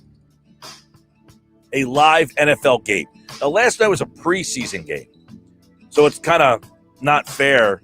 But at the same time, Ben DiNucci played in a regular season game, and then he got another chance. And that is malpractice. Josh says McCarthy's brother was DiNucci's 8th grade basketball coach back in Pittsburgh, according to the Cowboys website. If I'm the Cowboys, I'm probably not putting that out there. Right? I'm probably not putting that out there, that he had some connection to the team before he got that job, because that would be nepotism of epic proportions there. Glenn from EHT sends me a text. He says, Ryan Lindley played for the Cardinals in the playoff games against the Seahawks and was abysmal. He has to be in the running. Yeah, Lindley was very poor, Glenn. You are accurate about that. Somebody else text in. Mike, not sure anyone has said Babe Laufenberg. He was the backup to Troy Aikman. Yeah, Babe Laufenberg was not very good. I think Lindley might enter the list, though, of, Ryan Lindley. Here's the problem. He started multiple games. Like, no one saw him play once and was like, okay, yeah, I'm going to have to go in a different direction. I think Lindley is actually, let's see, Lindley, 3 touchdowns, 11 interceptions. Yeah, he's on the list of really bad. Nathan Peterman, if I'm giving you my top 5, Ryan Lindley, Ben DiNucci's winning, okay? Ben DiNucci has to be number 1 for a variety of reasons. 1, he just sounds like a clown, right? He just sounds like a clown. 2, his delivery is like ridiculous. There's no way you make the NFL with the skill set that he has. And 3, the fact of the matter was he was so epically bad in the game that the one chance he had. Now, somebody texted in or tweeted at me at my Gill show, DiNucci outplayed Wentz. That makes Wentz 2020 the worst you ever saw. I wouldn't say that. The Eagles won that game. And I know people joke how bad Wentz was. And look, you don't have to convince me that he was terrible last year, because I agree with you. But the game that they played, the Dallas Cowboys, that night, DiNucci was so bad. Wentz was bad, but he wasn't like so. I mean, he threw for 123 yards in that game. If I remember, it was DiNucci was 21 of 40. Wentz was 15 of 27. But Wentz did come on late in the game. He threw the touchdown pass to Fulgham. If you remember, he had that touchdown pass to Fulgham. He had the 2-point conversion. He threw the touchdown pass to Rager early in the game. He did throw 2 bad picks. I mean, they were both pretty bad in that game. But again, DiNucci, that's his only opportunity that we're going with. I like some of the quarterback names that have been coming in today, though. I'm asking you the worst quarterbacks you ever saw. You watched a game and you were like, how is this guy playing quarterback? That's what we want to know. 609-403-0973. All right, Phillies lineup is out. Let me get you the Phillies lineup for tonight. Here you go. It is, oh boy, a little change here. Interesting. Leading off, playing left field is Odubel Herrera. So they're going back to Herrera in the leadoff spot. Segura 2, Harper 3, Realmuto 4, Didi 5, Bohm 6, Brad Miller is 7. Jankowski is 8. Now, Jankowski had been hitting leadoff, and Herrera had been lower in the lineup. Now they have flipped those two guys, essentially, and now Gibson. There is one name that is not in the lineup, and that is Rhys Hoskins. Now, I'm not the biggest Hoskins guy in the world. I don't hate the man. I just don't like when he hits in the 2-hole. But last night, he rips a double to win the game for you. And now, and by the way, in the day before, he had a couple of hits in the 4-hole. And last night, he has the game-winning hit for you. He then goes out of his way, right, Hoskins does, to talk about how excited he is to see a full ballpark, or what he hopes to be a full ballpark this weekend against the Mets. By the way, some quick breaking news. Bobby Marks reporting that Kawhi Leonard is signing back with the Clippers, so he'll re-sign with the Clippers. So really the Ben Simmons story is probably the biggest thing that's left on the table at this point. We'll get back to that. But again, I'm no Hoskins honk by any stretch of the imagination. But wouldn't tonight be a night that Hoskins would be in the lineup? Now, I know the Mets are going with a right-handed pitcher, but is it that much of a necessity to get Brad Miller's left-handed bat in the lineup? Now, if Miller goes out and hits a couple of dongs, fine. But don't you think Rhys Hoskins is a pretty important piece of the lineup? Or are you not suggesting that to us, Joe Girardi? Or is there something else that I'm missing as to why Rhys Hoskins is not in the lineup tonight? Is he hurt? I know he missed some time recently. He had a little bit of an injury a couple of games ago that kept him out, but he was back and he looked pretty good swinging the bat last night and the day before. Now, the only thing that I can go off of is that tonight's starter with the Mets is Marcus Stroman, correct? And he is 1 for 11 with 3 strikeouts against Stroman in his career.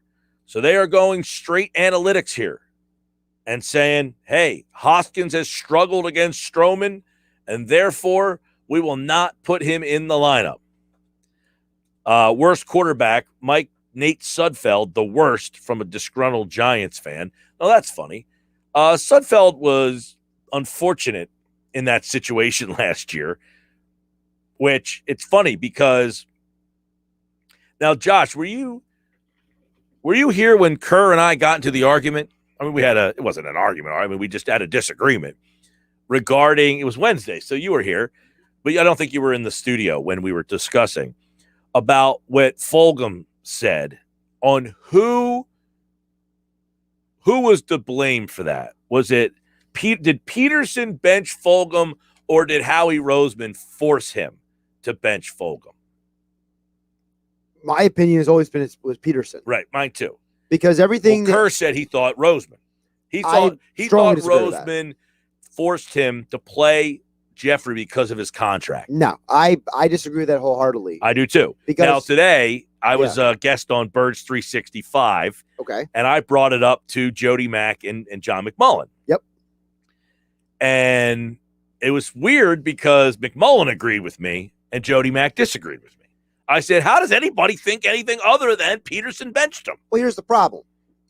Jody Mack doesn't cover the team every day like McMullen does, like Kaplan and Mosher and all these guys. So if all the people who cover the team and who have connections with the team are saying this was a Peterson decision, then why am I going to listen to someone who doesn't cover the team?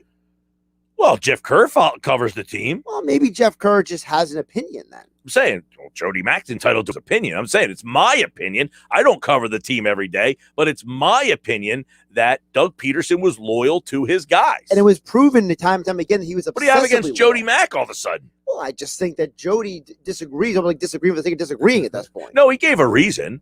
I didn't agree with his reason, but I respected his opinion. I mean, I just don't agree with it. Come up with a reason for any opinion. I mean, his reasoning was not off the wall. It was just, it had to do with the contract extension that Roseman gave him, and that he needed to justify giving him that extension. But if that's the case, it gets back to the question you asked Adam Kaplan yesterday, which was, people are trying to act like it was Roseman, but wouldn't Roseman when Fulgham on the field because Roseman could Well, say, that's what I said. found this guy. Right. That's what, but it's 220, 221. It's the same situation with the whole Dillard. He drafts Dillard, who's a bust, but he also drafts Mailata, who could be a star. Well, So what do you get credit for? The star, or do you get criticized for the bust? Well, here's the other side of that coin, which is Howie Roseman sent Jeff Stoutland to Mailata's workout. And there's only a handful of NFL people even there. Yeah. Dillard was a wide-panned first-round projected pick. And some people believe that was a Joe Douglas pick. So wow. Well, that's on another layer here. So now I want to call Joe Douglas out. By the way, did you hear what Carlin said today? He said this is year 3 for Joe Douglas. He needs to produce because so far that Jets team really is not done too much since the Joe Douglas hire. Well, the thing with Douglas is he's kind of earned himself at least one extra year because he fired and hired a coach. Yeah. So you know how that works. Yeah, theoretically, but this would be his third year. If the Jets are 4-13 this year, do you get your job back? It depends on what kind of 4-13 year. Is it a 4-13 year because they have massive injuries, or is it a 4-13 year because the talent that you let's say they don't have massive injuries. All right, they don't have a very very good roster to begin with. They have an average NFL roster, I would say. Well, should they have won more games than last year? No, because Adam Gase was horrible. All right, well, Joe Douglas put this team together. We'll see how many they win. But going back to the Fulgham stuff, to me, the whole Dillard Mailata thing, right? He misses on Dillard, a first-round pick. So people will be more critical of missing on the first-round pick than being praising for hitting on the 7th-round pick. That's just the way people look at things. Of course, the way they look at things doesn't mean they're right. You got to give a win-loss column. Well, that same person might say it doesn't mean you're right. Well, that's fine. That's their opinion. Well, exactly. It's however you want to look at it. You could be ticked off that they could have got a first-round pick where you hope to get a player that helps you, but also say he missed on the first-round pick, but luckily he found a guy, or not luckily, skillfully, he found a guy that worked out to negate that mistake. Sure. Because you can't expect the 7th-round pick to also be good with the first-round pick. No, you can't. But objectively, I'm taking emotion out of it. I'm sitting here saying that I got to give credit where credit's due, whereas the fan who just either hates Howie Roseman or gets emotionally overly invested like Billy Schweim does in things, they're subjective in their emotional vomit. Yeah, I don't have... Love you, Billy, by the way. Billy Schweim. It's funny. I was... this weekend, there was a gentleman who watches the show on the YouTube stream and, interacts a lot. And he said, hey, and he was talking, he introduced me to his brother. He said, oh, this is the guy that loves Howie Roseman. I said, oh, hold on a second. I don't love Howie Roseman. I just don't hate the man. The guy won the Super Bowl. Okay. So therefore I have to have some respect. Do I think he's great? No. Do I think he's the worst? No. I don't hate the human being. There's a huge difference between hate and love. They're like completely different sides of the spectrum. Luke Falk, by the way, somebody has entered into the lousy quarterback equation. He makes the list.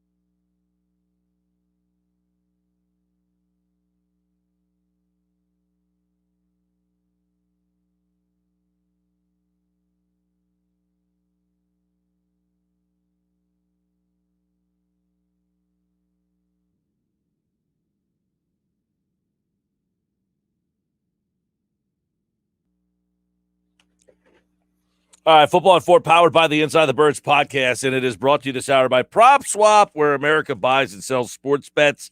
Prop Swap. Download the Prop Swap app today, propswap.com. I'm Mike Gill. This is the Sports Bash live on 97.3 ESPN. Football at 4. Andrew DeCecco is here.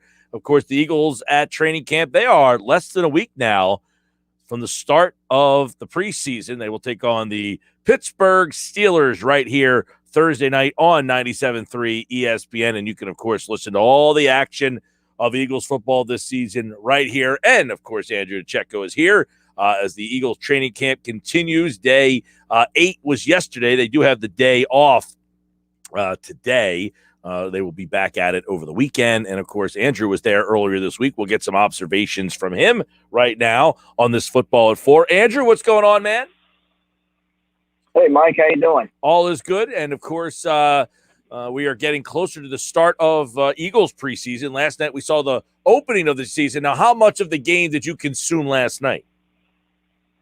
Not very much. It's just I'm a football junkie, and I actually really do enjoy the preseason, as I like to see a lot of the younger players vie for roster spots. And, the whole draft process, I'm very invested in how these guys are panning out with their respective teams. But, last night I just watched to see how Alex Highsmith, the pass rusher who I was an advocate of through the pre-draft process, how he's doing. He's settling into a starting role in place of Bud Dupree. He looks comfortable. And then Isaiah McCoy and Aaron Parker, two wide receivers on this one on the Steelers, one on the Cowboys. So nothing too crazy. Well, let's take a look at some of the things that you saw this week at Eagles camp, and let's start with the running back battle back there, because there's a lot of interesting names in the running back room. Obviously, Miles Sanders at the top, but kind of handicap what's going on in your opinion behind him. Yeah, and I highlighted these for those who haven't checked it out. A comprehensive overview on my observations for training camp on Wednesday on InsideTheBirds.com. But when I saw the running back situation, kind of the way that I viewed it, the SparkNotes version of it, if you will, was mostly Miles Sanders taking the lion's share of the carries. I saw a lot of Jordan Howard. You saw a lot of Boston Scott, some Kenny Gainwell sprinkled in there. Even some Jason Huntley, I would say, who showed some springiness and some burst as well. Really excited to see him in the preseason. Didn't see much of Kerryon Johnson. So you have to wonder how much he's even going to be a factor in the preseason, if they're trying to preserve him or if he just really has fallen out of favor and they have other options in mind. Obviously, Sanders, we think, is the main guy. However, how do you see do you see him being 80% of the carry, 70? How much workload do you envision Miles Sanders getting? I think he shouldn't be getting anything less than 18 touches a game when you look at his explosiveness and what he can bring as far as a dimension out of the backfield, an explosive dimension out of the backfield to the offense. I think that you're going to see more of a running back, not necessarily running back by committee, but you're going to see guys sort of slot into certain roles, or you're going to see Miles Sanders take the majority of the work, but you're also going to see Jordan Howard take on that short yardage between the tackles, pounding football between the tackles type of role. You're going to see Boston Scott and Kenny Gainwell sort of be those guys that can catch the ball out of the backfield, get them in space, and take advantage of their, dynamic traits. And then, we'll see what happens if they keep 5. You have someone like Jason Huntley or Kerryon Johnson who suddenly become in the conversation. So they have a lot of different guys I think are more so going to slot in the role. So I would see Miles Sanders probably taking about 75% of the touches on any game. Yeah, I know that people are excited to see what Sanders can do with a full season here. Also, let's transition to how you saw, Andrew, the tight ends being used, because obviously Zach Ertz apparently isn't going to be going anywhere anytime soon. So how does he kind of work in with Dallas Goedert? How do they kind of balance those two? Well, you sort of have the best of both worlds with Zach Ertz being that sure-handed over the middle, not going to break a big play, not going to break a tackle or anything like that, but he's sure-handed, runs great routes. I think he's a better route runner than Dallas Goedert, but I think that Dallas Goedert gives them more of an explosive presence, someone who can threaten vertically, someone who's going to break tackles, be more of a presence in the red zone, just a more physical player. But Zach Ertz is proven to be more durable, whereas Dallas Goedert plays a physical brand of football. It doesn't always lend itself to being available for a full slate of games. But Dallas Goedert, is the better blocker. He's the one that I saw have a very it was very apparent that he had a continuity there with Jalen Hurts. He found him twice for scores in the 7-on-7 period, looked his way as his first look a lot of times. And Dallas Goedert just is a big-bodied guy that knows how to get open. He's going to go up there and come up with those contested catches, and just a physical player at the catch, attacks the catch point. So I think you're going to see him really start to break out as a household name this season and put his stamp on being a top 10 tight end in this league. Yeah, I know that the tight end's going to be interesting to see how much they utilize. Do they go 12 personnel, the double tight end look? Does that squeeze one of the receivers out? Does Nick Sirianni kind of have to change what he thought he was going to do now that Ertz is here? I think that whole dynamic's interesting. Are any of the wide receivers forcing their way into the conversation to get more playing time? Wes Watkins is, yeah. Is he a guy that's going to be, third? Is he going to get regular reps? Is he a guy that's going to be going to have a package? How do you see them kind of working him in then? Because I thought last year that Peterson, I know he'd only got a few reps, but Peterson did not do a good job of utilizing his skill set. Right, yeah. I don't know that he's going to see an extensive package. What I do think will happen, though, is you're going to see a heavy rotation on the offensive skill players. You're going to see a lot of the receivers shuffling in and out of the lineup. But I think Wes Watkins has proven that he should have a role carved out for him this year, take advantage of his vertical dimension, his explosiveness after the catch. You saw what he was able to do once you get the ball in his hands in the open field. Looks markedly improved as a route runner, catches the ball really well. I thought he caught a contested ball at the goal line with Craig James draped all over him in 7-on-7s.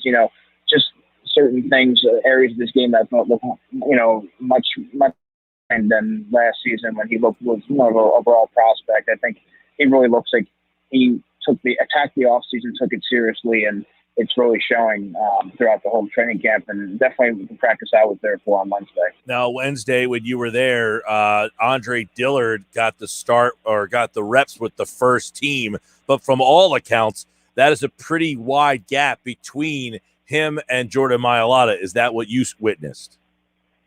Yeah, it is, and that's one thing I wanted to take note of as soon as the practice got underway. He was going to take that starting left tackle spot. He was going to open practice as the starting left tackle. It was Andre Dillard that day, but there's such a wide gap here between Jordan Mailata and Andre Dillard that, like I said before this whole battle started, they wanted, ideally, in a perfect world, I think they wanted Andre Dillard to win that job. I think they were going to give him every opportunity to do so, but it's just such a wide margin between the talent levels of the two players, the confidence level of the two players.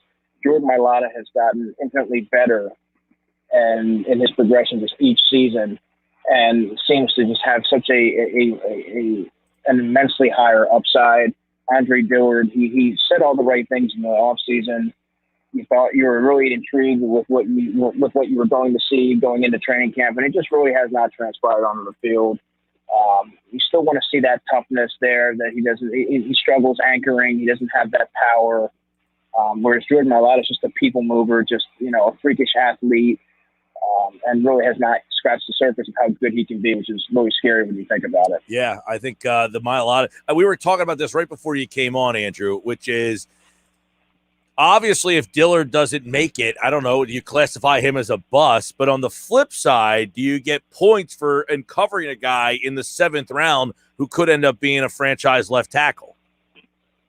Yeah, I think so. But, I mean, they start to cancel each other out when you look at a lot of the different whiffs. I mean, you can't whiff on a first round pick, or they should be a surefire starter, and it just has not panned out. They got really lucky. It was more of a shot in the dark with unearthing a Jordan Mailata. That doesn't always happen, but I think that Jeff Stoutland deserves a lot more of the credit than, let's say, Howie Roseman, because Jeff Stoutland took a raw player who had never played the game of football prior to the 2018 season, and him and Jordan really put the work in to get him to where he's at right now. And you saw him really start to turn the corner as he became more and more. The more reps he got, the more. I mean, remember, he was really a non-entity his first couple of seasons, struggled with back injuries and so on. But I think he just put the work in on the field and in the meeting room and worked with Jeff Stoutland, and you're seeing a finished product. And I don't want to say it's a finished product, really, because that'd be unfair, because I think that he has, like I said, he has yet to scratch the surface. Yeah. Such an athletic talent. And when you look at somebody like Andre Dillard that really has not taken the next step or blossomed as a player, you just sort of wonder. And he's also 2 years older than Jordan Mailata. I think a lot of people forget that because Andre Dillard was just drafted a couple seasons ago. He's 25 years old already, and you really don't know what you have there in him. And I think he could be a player that, if it continues to go this way, could be someone that's sort of dangled out there at the end of the summer, because he doesn't offer guard versatility or anything like that. So you got to wonder if there's going to be a team out there that's looking to acquire his services and hurting on the offensive line. All right, Andrew DeCecco, Football 4. Let's look at defense. I know a lot of people, Steven Nelson is here, and people are excited about that because they have a guy that is a veteran who has a track record opposite of Darius Slay, but Zach McPherson, the rookie cornerback, what are you seeing from him? Because reports have been pretty solid in the early going. Yeah, Zach McPherson's tough, physical, always around the football, very instinctive, very poised for a rookie. You don't usually see a lot of rookies sort of the light come on for them so quickly, especially playing corner as a young player and transitioning to the pro level. So it's very encouraging what you see from him.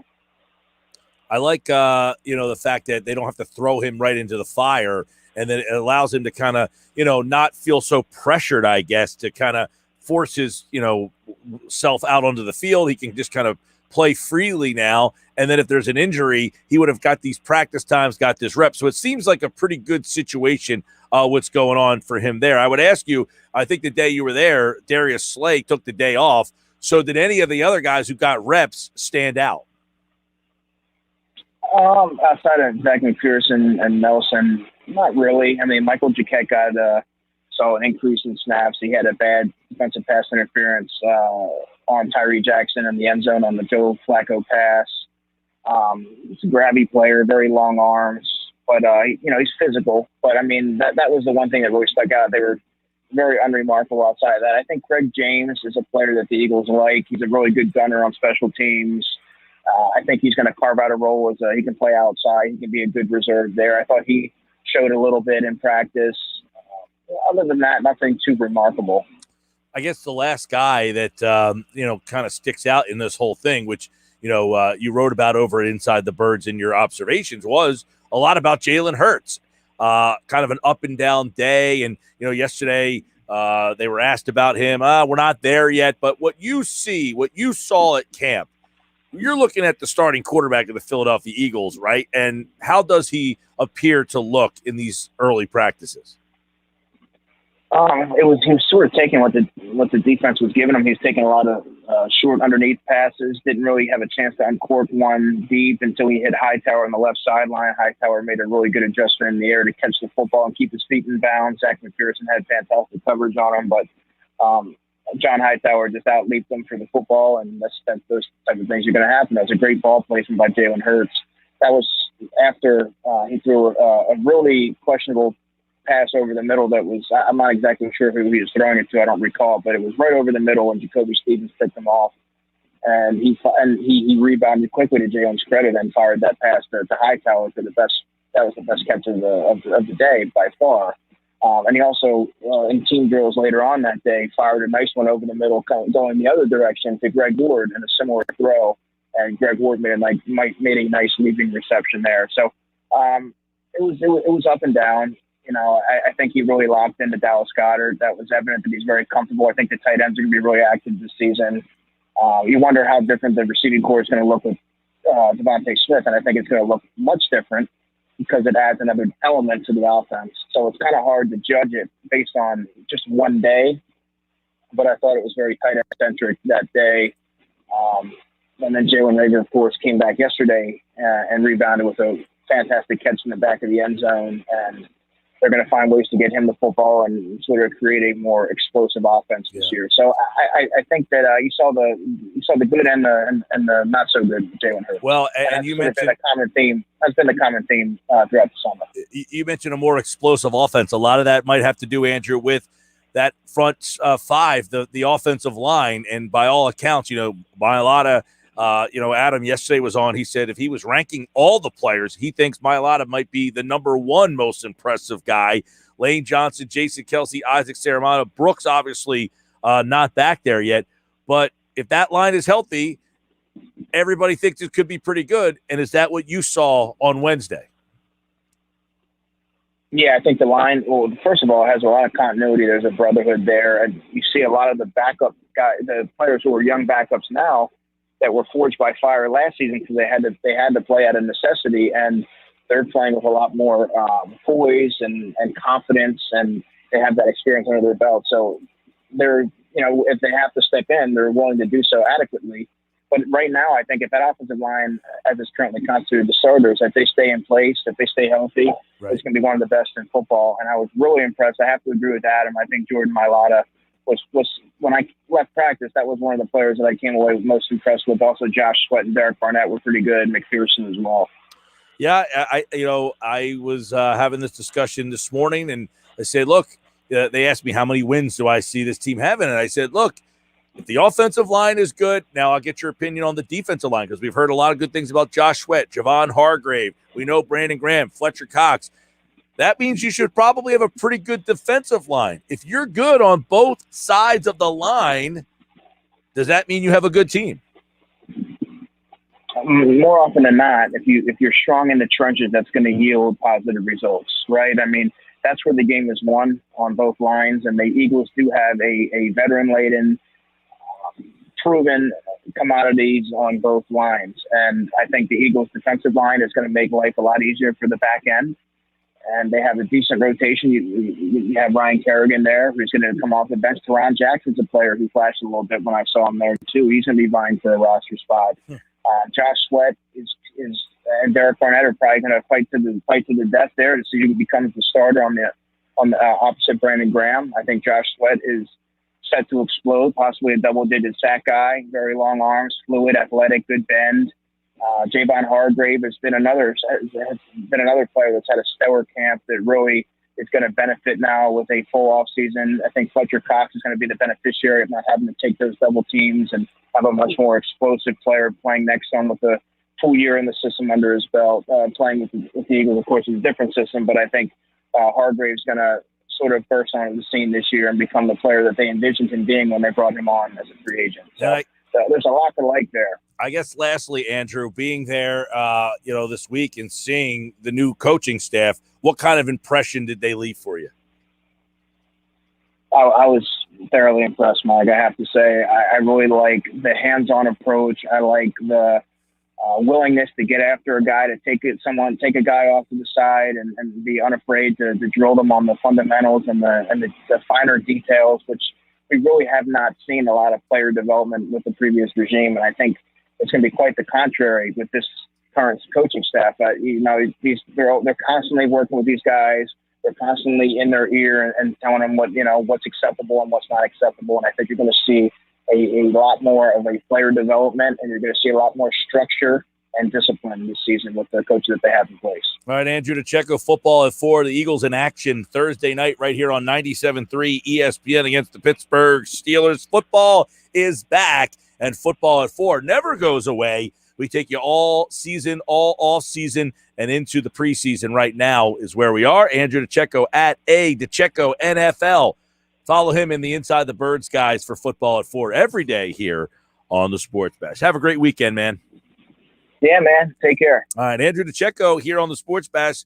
And, of course, a Happy Hour Friday edition. It is brought to you by JCPenney. Just in time for back to school. Shop smart and discover surprise savings with in-store coupon giveaways while supplies last at JCPenney. I am Mike Gill. This is the Sports Bash on 97.3 ESPN. And coming up, yes, indeed, we've got a busy day for you still to go. Do you remember the weekend edition? Yes, we got a bunch of events that happened on this day. And then Bob Wankel. We're going to talk a little bit about the big Phillies series against the Metropolitans. It's all still to come this hour.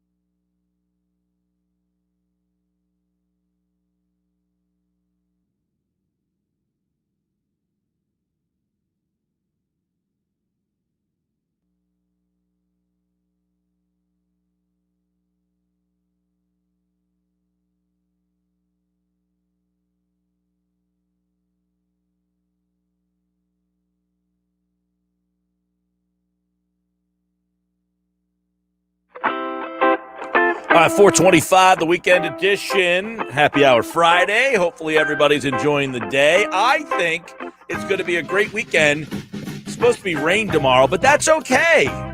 Rain in the forecast, but you can come out and support a great local event, having a fundraiser tomorrow over at Vagabond Kitchen and Tap House in Atlantic City from noon to 5.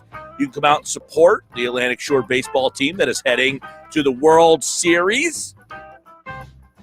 There are prizes galore, Josh Henning. And if anybody wants to come out and make a donation, you can hit the Venmo account at A Shore World Series on Venmo, or come on out tomorrow.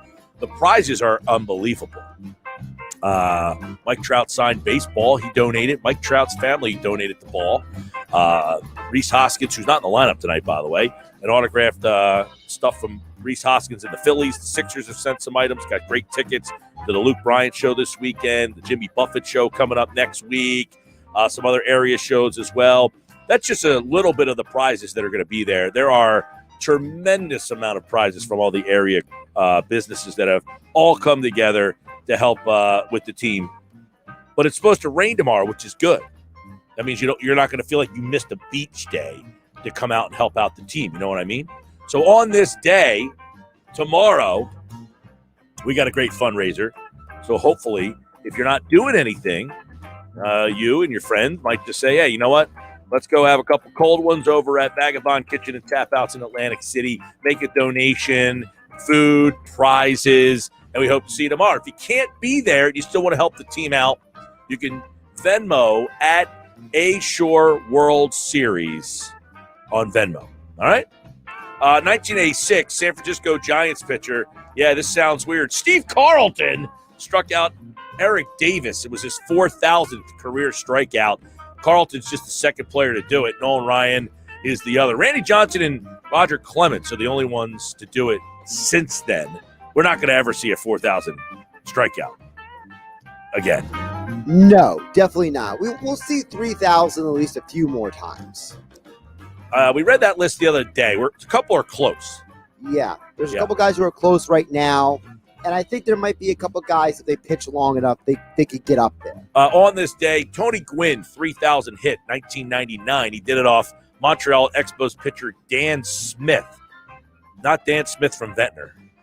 It's Dan Smith who pitched for the Expos at Olympic Stadium. Now, we did look at the 3,000 hit thing. I don't know that that's going to happen again. Not going to see another 3,000 hit guy. No, in part because some of the guys don't even play long enough. On this day, sad news, 2017, former Phillies catcher Darren Dalton passed away, brain cancer in Clearwater, Florida, at the age of 55, three-time All-Star, won a World Series with the Florida Marlins. Yeah, that was weird. The Marlins in 1997. Dutch Dalton passed away on this day in 2017. Yeah, that 97 team had two Phillies. They had Dalton and they had Eisenreich. That's right. 1981, Mark Mosley, the Washington football team kicker, booted 3 field goals in a preseason win over the Chiefs at RFK. This was the team's first under new head coach Joe Gibbs in 1981. Remember, Mark Mosley had the old one-bar face mask that the people used to wear back then. Throwback. Classic. Yeah. On this day, 1983, the Giants took the field for the first time under their new head coach, Bill Parcells. They beat the Jets in a preseason game at the Meadowlands. On this day, 1999, Tampa Bay third baseman Wade Boggs hit a home run. It was his 3,000th hit at Tropicana Field. Another 3,000 hit guy. They don't make him like that anymore, Wade Boggs. They definitely don't make him like Wade Boggs. I don't know if Wade Boggs even make it to the major leagues in today's world. Because he didn't hit home runs very often. He wasn't a power hitter. He was just a guy who slapped the ball into the hole and got on base. And he wasn't very Tony fast Gwynn, either. the same. Well, at least Gwynn was a little better athlete than Boggs was. Debatable. Boggs had some limitations on the base pass. Tony Gwynn was built more like me than Boggs was. Yeah, but Gwynn was quick for his size. Gwynn would have been a nice running back in the NFL. He had that like agility in his feet.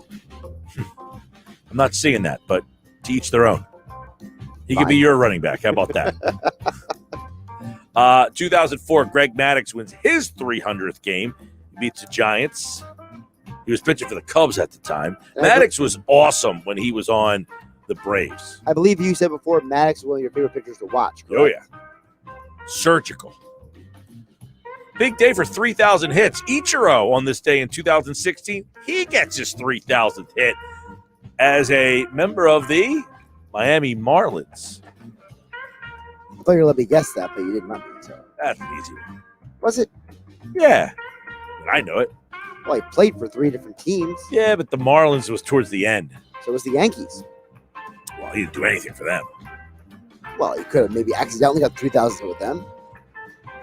19. I don't even think people remember him playing with the Yankees, honestly. Not the only one, I guess. Huh? Well, yeah, he was their running back. Brooklyn Dodger catcher, 1953, Roy Campanella hit 2 homers and drove in 6 runs as Brooklyn beats the Cincinnati Redlegs at Crosley Field 7-4. The 6 RBI gave him 104 for the year. He's the first catcher in National League history to drive in more than 100 RBI in 2 seasons. They don't make him like Roy Campanella anymore. No, not with that kind of physique too, because he was. Is he a running back? Well, maybe more like a safety, because he was building a brick house. 1975, the Saints held their first practice at the very newly formed Louisiana Superdome, which is now the Mercedes-Benz Superdome. Isn't it weird? There's 2 Mercedes-Benz domes. One's a Superdome, one's a regular dome. I don't find that to be very weird. I got to be honest with you. I feel that Mercedes has a big enough name that they would slap it on a couple very prominent stadiums. So you're not one of these people who gets confused if they say Mercedes-Benz Dome. You might think it's New Orleans instead of Atlanta. Doesn't matter. I'm not confused. I might say New Orleans, no, Atlanta. Oh, like the day keeps going on. There's no confusion there. Might be a brief, which one are you talking about?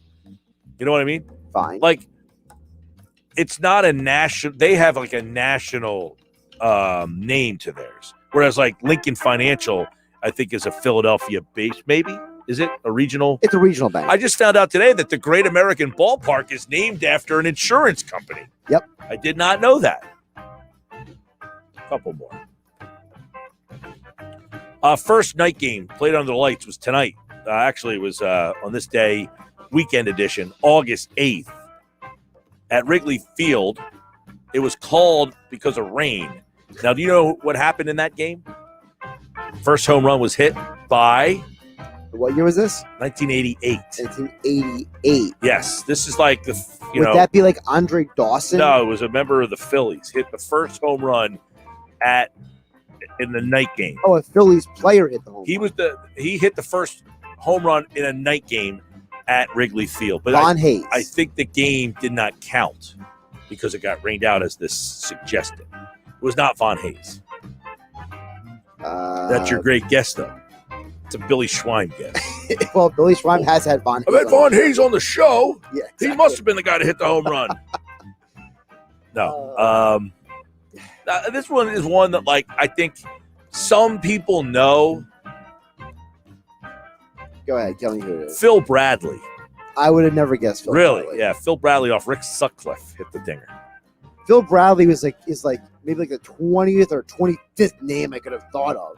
I'm surprised you even ever thought of that name, being a Philly. He had a cup of coffee with the Phillies. He played for the Mariners. So he was kind of known for it. Hank Aaron hits his 660 and 661st home run with the Braves. He breaks Babe Ruth's record for most with one franchise. He ended up with 733, as we know. Barry Bonds on this day hits his 756th career homer. That's the all-time record. He does it off Mike Bassick of the Washington Nationals. On this day, 3-time AP NFL Defensive Player of the Year Lawrence Taylor headlines the class inducted in the Pro Football Hall of Fame. He goes in with Eric Dickerson, my favorite running back of all time, Ozzie Newsome, also on that list. And on this day, the Dream Team wins gold at Barcelona. They beat Croatia 117-85. Will USA win gold this year? Yeah. They don't. They should be embarrassed. Well, they are playing the team that beat them earlier in the Olympics. Yeah. They should be embarrassed about that, too. That team that they're playing probably has more running backs than they do basketball players. You blame the coach? Yeah, Popovich. He stinks, apparently. I heard Wade Boggs once drank 67 beers on a flight and batted 400 with 2 homers. I know he did the 67 beer thing. I think I heard that before. Yeah, he did that on a flight. Yeah, that's been well documented. He did have a good game, like when they landed the next day with a hangover, supposedly. Yeah. That's been well documented. I don't know if it was 2 homers off the top of my head, but I know he had like a really good game. All right. The Phillies are in action tonight against the Mets, and it is for first place in the National League East. We'll preview the series. Bob Wankel from Crossing Broad is set to join me coming up next.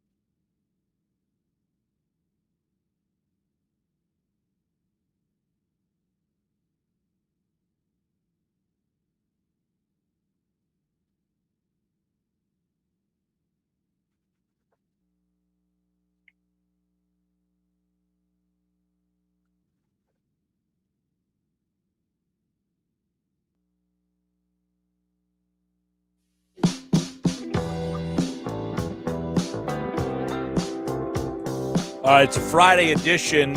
We got a very important series, believe it or not, at Citizens Bank Park. Rhys Hoskins says he would like to see a big crowd. He can't wait to see it. Well, if he sees it, he's going to be watching it from the bench tonight. We'll try to find out why. Bob Wankel crossing broad may have that answer.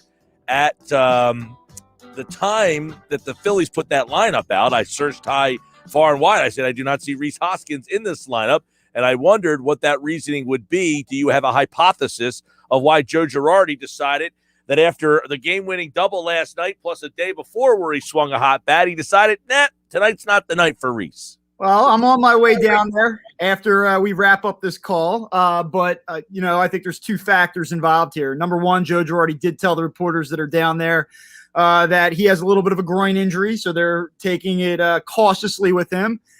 And then also, Joe's been known to play matchup, and I don't think in a series of this magnitude that he would necessarily do this with one of his best hitters, but Rhys Hoskins is 1 for 11 with 3 strikeouts in his career against Marcus Stroman. So the reason why I mention that is not to say that that is the driving factor, but if it was, hey, Rhys has been banged up lately, we want to be cautious with him, this isn't a terrible spot, I guess, to give him a rest.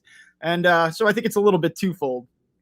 Yeah, I know you had also tweeted out that he's had a rough go against Marcus Stroman, to which one of my listeners said Brad Miller hasn't been much better against Stroman. So I guess this is something that they're going to be cautiously optimistic. But they have won 5 straight. They're playing some good baseball. This Mets team has really struggled. This is an important series here for the Phillies to not have such a weapon in your lineup. Wouldn't you agree? I would agree. I mean, there's no doubt about it. When Rhys Hoskins is healthy, he is arguably this team's, second best hitter behind Bryce Harper, maybe third best hitter behind Gene Segura, but certainly a key cog in what they're trying to do offensively. And they've been really a much improved offense going all the way back to July 1st. And certainly Rhys Hoskins has been a big part of that. It's funny. We talked on Monday about this series. We sort of hypothesized about what this series could look like. And it'll be really interesting to see. They've had about 20,000 people down there on a daily basis this season once they went to full capacity. Tonight, I think we're going to be looking at 30,000 plus. And never in even the most optimistic person's wildest dreams would we have thought that the Phillies would begin this series only a half game out. I mean, they've shaved 4 games off the Mets lead now, going back to last Sunday afternoon. And it sets up what I think is really just a maybe the most important series that this team has played in the last 9 years. Yeah, I mean, they're a half game out for first place, where they have been in like a 3-4 game range in the Kapler era. They have been kind of in that wild card race, but you never really believed in them. Yet their record doesn't say I should believe in them. The games back in the standings suggest maybe I should, but should I really? Listen, they beat the Pirates on Sunday. They took care of a now AAA version of the Washington Nationals this weekend or this week. The bullpen of the Nationals, if you think the Phillies bullpen is bad, I mean, you saw what that Washington bullpen has looked like over the last 2 weeks. It is just downright awful. So, I mean, when you look at this, the Phillies took care of business against 2 teams that are a combined 38 games under 500. So should you go print your playoff tickets at this point?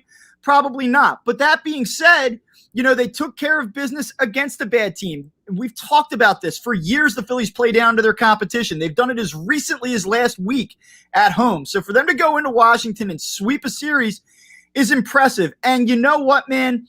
They've been down late in games. They've had a number of comeback wins this season, but yesterday's was different. Go back to last week when Brad Miller hits the grand slam to salvage a series split and a doubleheader split against the Nationals. You couldn't feel that good about it. It brought them back to 500. They're kind of just treading water. Yesterday, though, you had Harper with a key. You had Real Muto with a key hit, Hoskins with a key hit. That one felt different. That felt like a big moment, big players stepping up. And, this team definitely has that vibe about it right now. Yeah, right now, it seems to change. As I kind of talked about earlier in the show, Bob, new evidence has been entered into the court case here. Before, I didn't have this evidence, and I didn't feel confident. Not that I feel confidence. I just have new evidence that I should now ponder.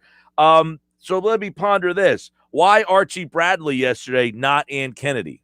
Well, he had said that Archie Bradley, who was previously up when the game was tied, and that Kennedy wasn't warming up. And so he didn't want to then get Kennedy up and then have both guys throwing, especially, I guess, ahead of a series in which you figure these games are going to be tight. You're going to want your best pitchers available late.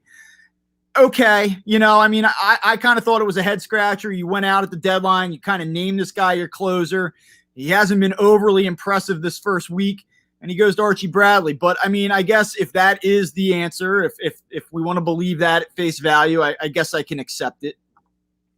Odubel's in the leadoff spot tonight. He kind of has flipped with Jankowski here. Is this just, hey, Odubel's been swinging the hot bat? Is this just a whim? Yeah, I guess so. Listen, Odubel Herrera had 3 hits yesterday. We talked about Hoskins' contributions and Real Muto's contributions, but they probably don't win that game yesterday without Odubel Herrera, which is something that we have not said a whole lot this year. Hit a home run the other night in Washington. Swinging the bat a little bit better here over the last handful of games. I think that this is more just a matchup-based thing. I wouldn't expect Odubel Herrera to be hitting leadoff for this team, moving forward. But tonight, I guess that's how Joe wants to roll with it. Yeah, I guess outside of McCutchen and Hoskins being out tonight, they are about at full strength. You wonder what that lineup will look like once they get back to that spot when he's got everybody kind of going. And then we didn't mention, you got Torreyes, who's been giving them some great, utility play. And then when Galvis is ready to play, what they kind of do with him. Yeah, I kind of envision, Freddie Galvis maybe playing a little bit in that Ronald Torreyes role. I think that what you're going to see the Phillies do, and it's going to be pretty interesting. I think you're going to see them use Freddie Galvis quite a bit as a defensive replacement, both at third base and at shortstop on any given night. I think especially at shortstop. And I think you might also see Freddie Galvis play a little bit in the outfield for this team. I really do think that Joe Girardi's probably going to utilize those bench options and especially utilize them when they are holding leads late in games. Because as you saw yesterday, listen, great win. The 9th inning got a little bit rocky, and Didi Gregorius, again, was right in the middle of that with a suspect defensive play. And, it wasn't his worst one. He was trying to make a tough play there, but, he has just been substandard shortstop defensively and offensively all season long. So, that's where they're at. Yeah, I know Chase Anderson the other day, he kind of was okay. Is he still their best option in that spot down the stretch they come? Yeah, so long as Zach Eflin is, still sidelined, I guess you're probably going to give Chase Anderson an opportunity. I think that the Phillies have to be somewhat encouraged by how Matt Moore threw the ball in relief behind him the other night. But I think that they're at a point where they've seen enough of Matt Moore as a starter, and they know it's not going to work. So you kind of just hope to maximize the value and production of Matt Moore in that long man role that maybe he takes down 2 or 3 innings. And I don't think that they're in any rush to, put your boy Vince Velasquez back into the mix. So Chase Anderson is not an ideal answer in this spot, but unless they get Bailey Falter back and get him stretched back out post-COVID, and it looks like it'll be Chase Anderson at least 1 or 2 more times here until Zach Eflin gets back. So was that the plan, that Bailey would be the replacement in the rotation and be, stretched out as much as possible? Yeah, Matt Gill wrote about that earlier this week in The Athletic, and basically he had talked to some Phillies people that said that was the plan, to give Bailey Falter a shake in the rotation, and then he goes out and gets sidelined 2 times in the same month by COVID, and that kind of knocked him out of the mix. And I think we talked about this previously. We look at guys like Aaron Nola and, some of the clubhouse leaders that have been questioned about their, lack of belief in the vaccine. And, hey, whatever you think, and that's kind of my stance on it. But you get this fringe player, a kid that's trying to take advantage of an opportunity, make a name for himself. And lo and behold, he kind of messed their plans up. Yeah, that's, he was one guy that I don't know much about him in terms of what he could do at this level, but in the small sample size, the walks were down, the whip was down. I would have been intrigued by giving him more of an opportunity in bigger situations, much like Suarez, though. You've had to now move him possibly to the rotation. Now he's not even in the rotation altogether or on the staff altogether. So we'll see when he ends up coming back here. But I think that will be the interesting thing is what happens in that last spot. how that bullpen kind of shakes out. This is a big series. And, oh, by the way, Bob, the Braves are in this thing too. Yeah, I'm glad you brought that up. I mean, listen, said it a week ago. The Phillies and the Mets recently had an opportunity with the Braves coming up here for 9 games to sort of just shovel dirt on Atlanta and knock them out of this race. But they split with the Phillies, and they took 3 out of 5 at New York. That gave that front office some confidence that they would be able to hang around in this division. You know, like the Phillies fans have said, and like the Phillies have messaged for the last month, this isn't a very good division, and we can win it. Well, now they're believing that down in Atlanta as well, and they just swept the Cardinals. They're over 500 for the first time this season. And if you look at certain projection models, there are projection models that have the Braves as the most likely team to win this division right now. I don't know if I'm quite ready to go that far, but they are very much alive in this. All right, I'll leave you with this. I know you wrote about this earlier this week, but I feel like a lot of people have already closed the book that Bohm is a bust. He had a terrible start to the season, but you wrote about him the other day, and if you take a closer look, he has actually not been a bust even in this season. Yeah, he's really revived his season. He was hovering around a 200 batting average and an OPS in the mid-500s around May 31st, right around Memorial Day. But since June 1st, he's been much better, really over the last 2 months, and specifically over the last 3 to 4 weeks. You go back to that Red Sox series, and obviously he goes out with COVID at that point. But since he's come back, he's been a fairly productive hitter for them. There's a pretty good sample of games here in which he's hit over 300 with an OPS over 800. And I don't know what his defensive future is. He's certainly been underwhelming at third base. But he's a guy that has played a lot better for this team. And, I mean, he's hovering around 250 right now. The power numbers still aren't where you want them to be, but you know, you're talking about a young player here that's basically at this point wrapping up what basically equates to an entire season of plate appearances now. And you have to, I think, feel pretty good about where he's at. I mean, he's hitting over 280 as a rookie. I mean, he's got to add power. They've got to figure it out defensively, but I mean, you can't write this kid off yet. No, I like his swing and I like his approach, so I think he'll end up being a good hitter. I know a lot of people look at him as kind of a 6'5" slap hitter. As you mentioned, the power has not been there. Is that something that you think is coming, or is he a guy that's going to hit 280 with 9 homers? I watched him earlier this season, and I know he only has, I guess, about 7 home runs this season, if I'm not mistaken. But earlier this season, I watched him hit a ball out into the left center alley over the fence, about 435 feet. And I just said to myself, when you look at the size and you look at what he has demonstrated on occasion in terms of power, I don't think that Alec Bohm's ever going to be a 30 home run guy, but I do think that there's enough there in terms of just raw talent that he can be a 30-plus double guy and maybe hit you 15, 20 home runs. And that's enough, you know. You sure you'd love to see 30, 35 home runs. That may not be the ceiling for him, but I think there's definitely more than what he's shown. All right, tonight, big one, ballpark. How many people are going to be there tonight? Over 30? I'm not good at this, but I would certainly think over 30. I mean, especially when you just factor in the Mets fans and their presence. I would just say, I mean, I've not seen buzz like this about this team in a very long time. So we'll see what type of walk-up crowd they get on a really nice night. Yeah, you got a nice cool night. You got a 4 o'clock game tomorrow with bad weather forecast down the seashore, although the islands are packed. My dad said it's packed. It's Looney Town down here right now. So 4 o'clock tomorrow, and then, of course, the getaway 1 o'clock on Sunday. So that's the Phils. Tonight it is Kyle Gibson getting the ball for his second start. Marcus Stroman, who's pitching? McGill tomorrow, right? Yeah, McGill versus Suarez, and then Zach Wheeler. And I'm not sure who he's opposed by on Sunday. Yeah, it's Walker. Okay. Who has not been very good lately. So we'll see. At Bob Wankel CB for the updates on tonight's Phillies Mets game, Citizens Bank Park. All right, Bob. All right, Mike. Talk to you soon, man. See you, man. And here, of course, here on the Sports Bash on this Friday, brought to you by Prop Swap, America's sports betting marketplace. Sell your sports bets and take your profit. Find out how. PropSwap.com. Download the Prop Swap app today. It's Happy Hour Friday. I hope every one of you out there is enjoying your Friday. You should. You deserve it. On the other side, it is Happy Hour Friday with the PT. Pete Thompson joins me. We'll have a little fun, I'm sure. And, of course, we have Jeff Kerr talking a little NFL in about 30 minutes from now.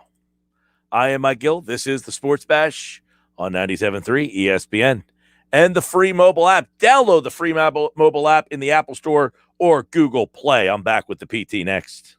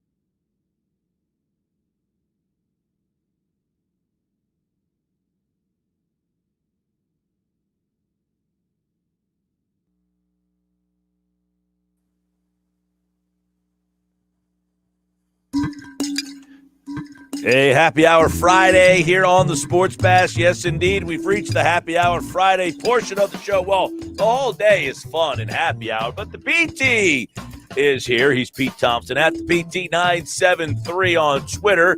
Give him a follow over there. He is tweeting up a storm in the recent moments leading up to his appearance on this very show. We've got plenty for you here. I think that Pete Thompson would say that he is very excited about the fact that there is a pennant race baseball game tonight all weekend long, Peter, over at Citizens Bank Park. Phillies and the Mets. Yeah, shame on you for going into your closet and coming out with an Eagles t-shirt for today's segment as opposed to anything Phillies gear. I mean, this is the story. The Phillies and the Mets in a relevant playoff potential kind of pennant race kind of thing, and you pull out an old Doug Peterson leftover? Like, what are you doing? Well, it's funny you should say that because I did search my drawer for my gray Philly shirt, but I could not gave find to me. No, I could not find it, and I went with the Eagles. All right. Well, at least you're representing. But, and you know, it is Hall of Fame weekend, and Harold Carmichael's going in. And I just got done reading a nice story about him that Paul Domowitch wrote, which is really funny. And you know, I love Harold. You know, I love Harold. I got a special spot in my heart. Yeah. Young Peter Thompson has a special spot for Harold Carmichael. And I'd like to know why. And we had Sal Powell on earlier. I don't know if you heard that conversation, but I did not know this, that Sal Powell was a big reason why Harold Carmichael is getting put into the Hall. Did you know that? Oh, do tell. I did not know that. And what was his push, or what did he do? I mean, he sort of convinced the rest of the media, like, go back and look at this guy's numbers again. Right. So there was an article that Dave Spadaro wrote for South Jersey Magazine, right? Mm-hmm. SJ Magazine. And in the article, now Sal Powell was on with us and told us this story. But in the article, which Sal Powell sent to me, by the way, so I knew I had done the research ahead of time. But it says, you know, Carmichael had 4 Pro Bowls. He played in the Super Bowl, kind of gave his accomplishments, right? But the Pro Football Hall of Fame had kind of whistled and waved him. And he says that's why ESPN broadcaster and South Jersey resident Sal Palantonio, a member of the Hall of Fame selection committee, enters the story. Oh, he presented the Pro Football Hall of Fame voters with an elaborate and well-researched case on Carmichael's behalf, imploring them to consider his career. He had a 4-minute window to convince the voters, and he had a 45-second highlight. He passed out a fact sheet and yada, yada, and he convinced some of the voters to change their mind. I mean, some of the numbers, he averaged a touchdown every 7.5 catches during his career. There's only 4 wideouts in the Hall of Fame with a better touchdown to reception rate: Randy Moss, Lance Allworth, Terrell Owens, and Don Maynard. So the guy's a Hall of Famer, and just 6 of them played their career before 1985 and have more catches than Carmichael: Steve Largent, Don Hudson, Allworth, and Paul Warfield, right? So, I mean, you look at guys like Powell's, who is it? Art Powell's the only guy that's not in the Hall of Fame of all these guys on these lists. So the thing is Carmichael's career started off slow. Don't blame Carmichael, blame the Eagles. They didn't know how to coach the guy. They literally were having him run pass patterns that he hated, like, you know, to not get his full stride. These little, like, you know, he was running pass patterns and he was running plays for like a 5'10" receiver, and the guy wasn't 5'10", you know, I mean, so, and he gives a lot of credit to his position coach, and that's Boyd Dowler. When Boyd Dowler came over from the Packers, then the Eagles finally figured out how to use him. But I love stuff like that. I love the fact that, you know, he and Ron Jaworski had a play. This was the name of the play. You want to know what the name of the play is? It sounds like something you and I would do. Meet me at the corner. What? That's the play? Meet me at the corner? Right. Yeah, we get in the red zone, and this is what I'm going to have you do, Harold.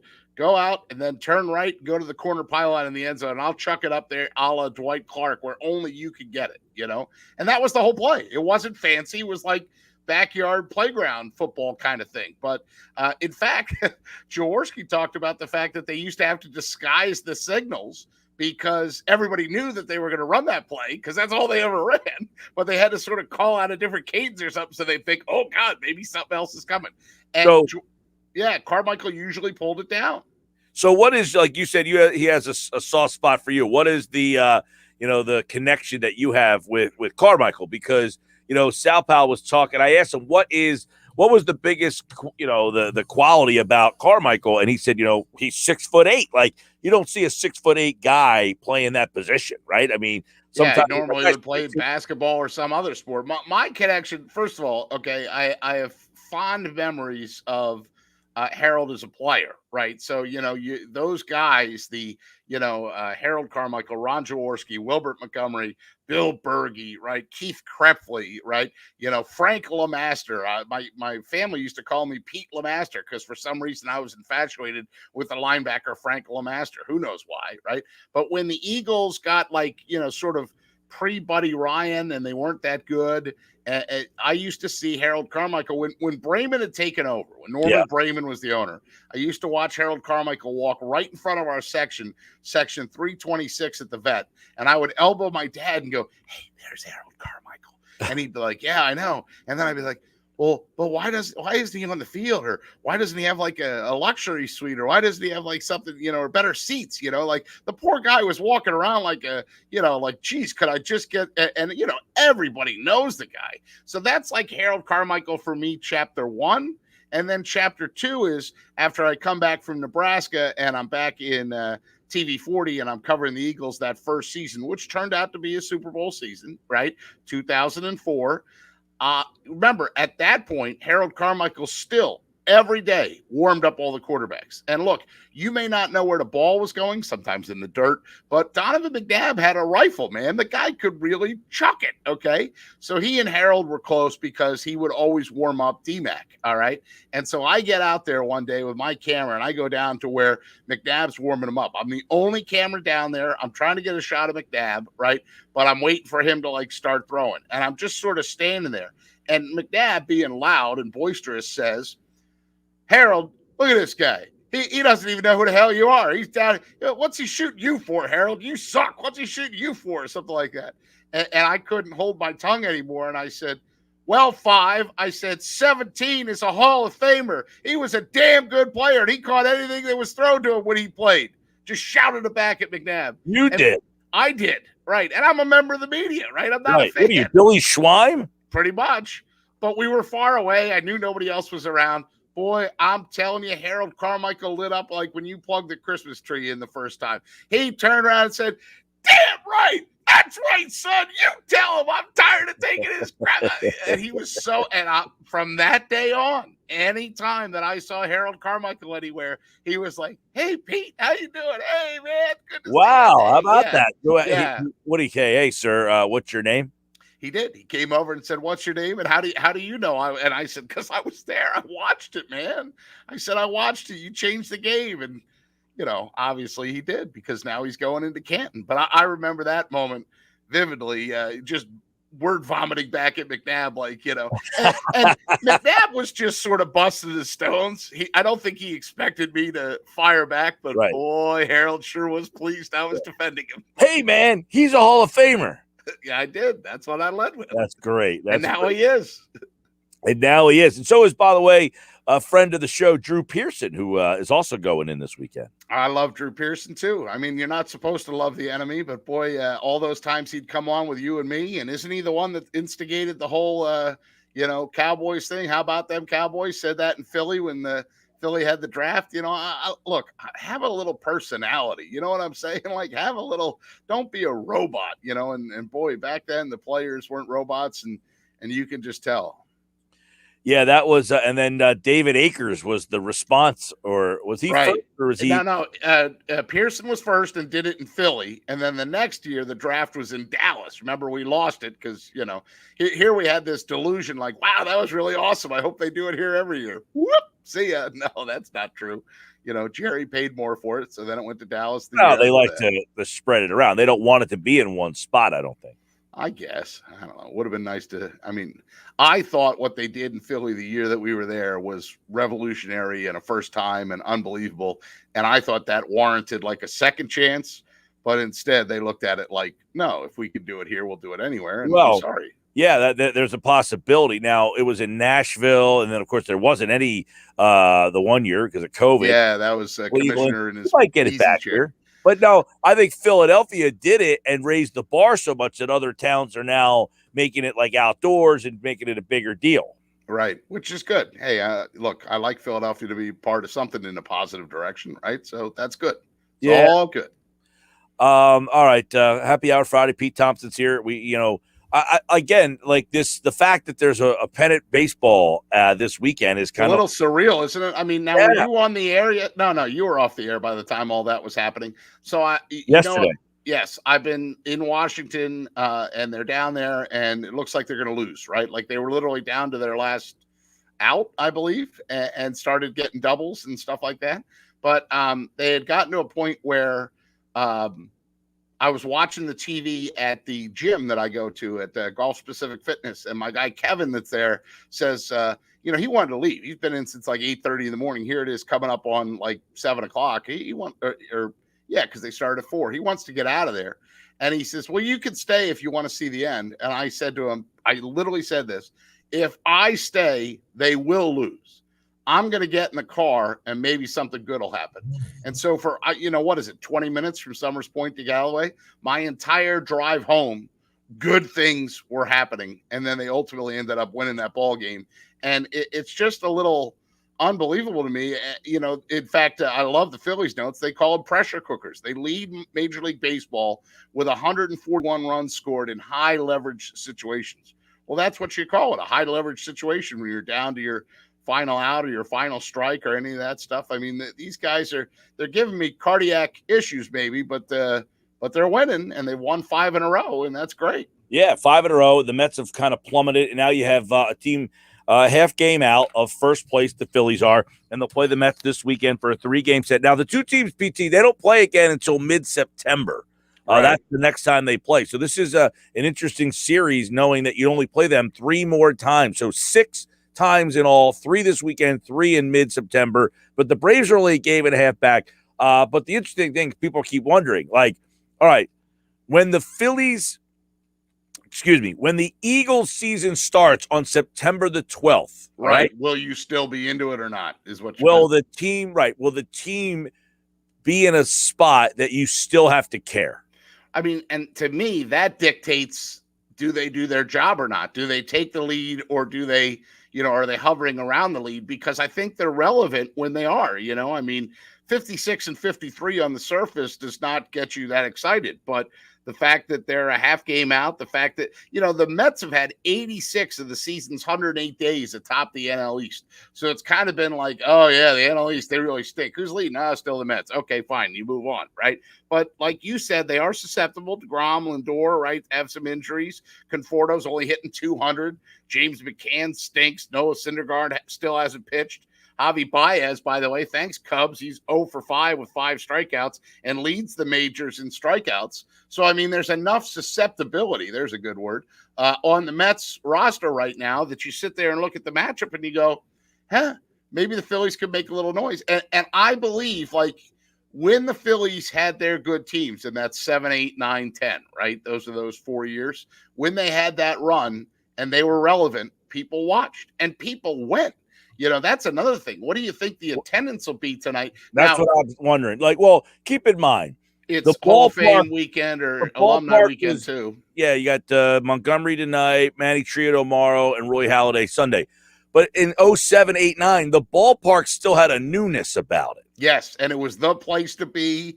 And I mean, I feel like I remember you and I being at an Eagles game, or maybe me being at an Eagles game, and in the post-game press room and watching, like, the Phillies were on the road at the Nationals. Maybe that was 07, that first year that they were trying so hard to get back into it, and Jimmy Rollins, the Mets choked.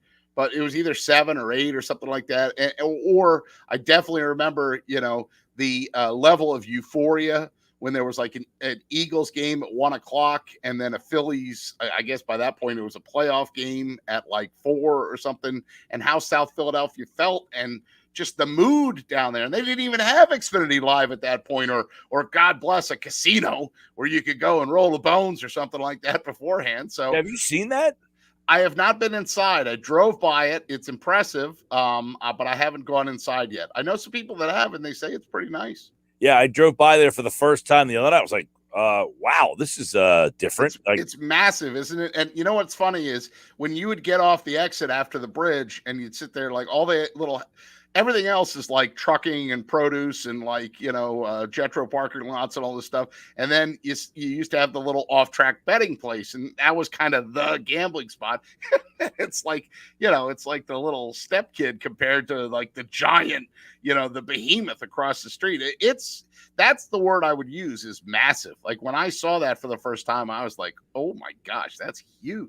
Yeah, it's a pretty interesting spot up there. Well, it's going to be the place to be this weekend. Hopefully, I'd like to see. Now, interestingly enough, Reese Hoskins came out last night. He said, "I can't wait to see what this place looks like." Well, he's not in the lineup tonight. That's right. Yeah, I guess it's considered groin soreness is what they're going down with. But I mean, yeah, he said it's great. I can't wait to get back home. I want to see it. Well, he's going to be Joe Fan. I mean, maybe he's available to pinch hit.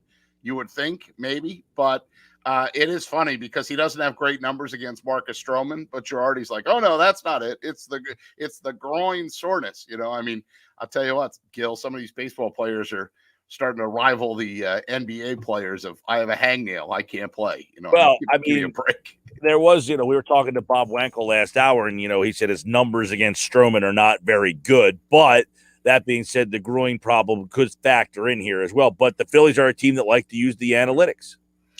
They do, and keep in mind, analytics are telling you right now that, are you kidding me, that Bryce Harper could literally end up being the MVP? I listened to a lot of the broadcasts yesterday, both radio and TV, and as you start looking at his numbers and his slash line and stuff, you start thinking like, well, there's other guys that are more worthy of MVP, but then maybe they don't have the innings pitched, or maybe they're not making, the reason the Phillies are still relevant and in it right now is because Bryce Harper's hitting 305, with a 417, 563 slash line. The guy he's quietly having an MVP season and nobody's giving him credit for it. Yeah, we went through the list yesterday of possible candidates. I mean, Tatis with the Padres, I think, is having a little bit numerically a better year. It'll be interesting to see if the Phillies win the division and he is the reason why they start to pull away here. Possibly. You'd have to think some votes would go that way. Well, what about Wheeler? He's not even being mentioned in the Cy Young Award race. Right. Not even a sniff, which is ridiculous because Wheeler's numbers are outstanding as well. And he's absolutely been the Phillies ace. I'm a little concerned about Aaron Nola. I thought he was trending in the right direction. And then all of a sudden, that last start was not, that's not what you want out of a guy that's a 1 or 2.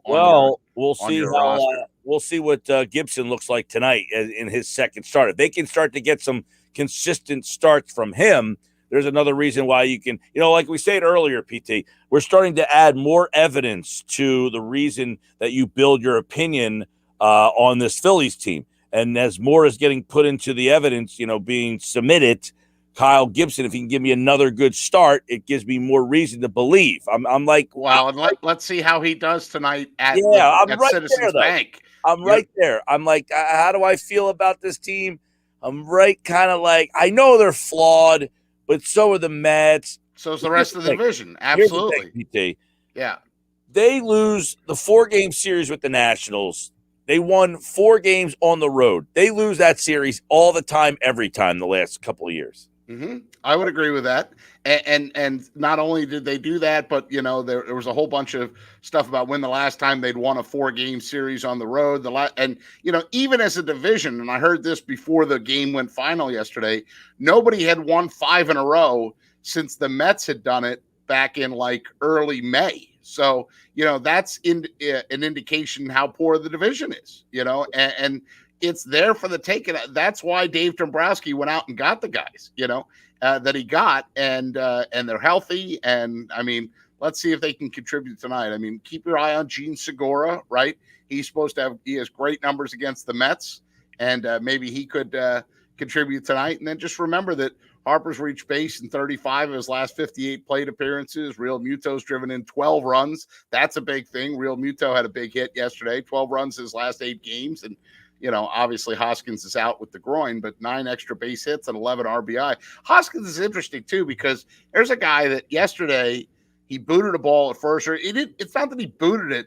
He didn't block the ball. Like when clearly that play, remember late where the ball hit the bag and it bounced up in the air, and then I think it was Didi fielded it and tried to throw him out at first. If you're Hoskins, and Gill, you speak to this better than me. You coach the damn game. But if you're Hoskins, you have to realize that you're switching from first baseman to hockey goalie and just knock it down. Just get your body in front of it. Block the puck however you can. And he didn't do that. And they were kind of ripping him on the radio. And in postgame, by the way, Ricky Vitalico threw that in about, the fact that Hoskins is hitting great, but he did screw up that play at first base. And I was like, way to go, Ricky. Way to go. Way to not let him off the hook for his one brain fart. Pennant race baseball is back this weekend. I'm excited. I love baseball. I love to see, the pennant race. Hopefully they stay in this thing and give us something to kind of follow all the way through this month of August, September, and hopefully overlap the Eagles season, because that would be really cool if this Phillies team can get back to the playoffs. I miss playoff baseball. Me too. 10 years ago was the last time they made it. And Pete Thompson here on a Happy Hour Friday. What was I going to tell you? That I will see you tomorrow at Vagabond for your baseball fundraiser. I will see you tomorrow. That's not what I was going to tell you, but I hope to see you tomorrow anyway. My father was asking if you would be there. Oh, yes. And I'm going to take a page out of his playbook. Your dad is always very punctual. PT is not. But in this case, PT is going to take the page from Mike Gill's, the dad's playbook, Big Mike's playbook. Well, I'm punctual too. Well, sure you are. But I mean, you're the host of this thing. I'm talking about guests. I'm going to show up on time and be there for the first couple hours. Now, you'll let me know if I win something, right? I mean, like if I have to leave or something and they pull my ticket later, or, Sure. Yeah, there's a lot of great prizes. I'm planning on that didn't sound very convincing. I'm planning on spending a lot of money. Yeah. Provided I get a guarantee that you will get me the prizes. I will get you the prizes. No, you will. If you win a prize, you will get the prize. There are a lot.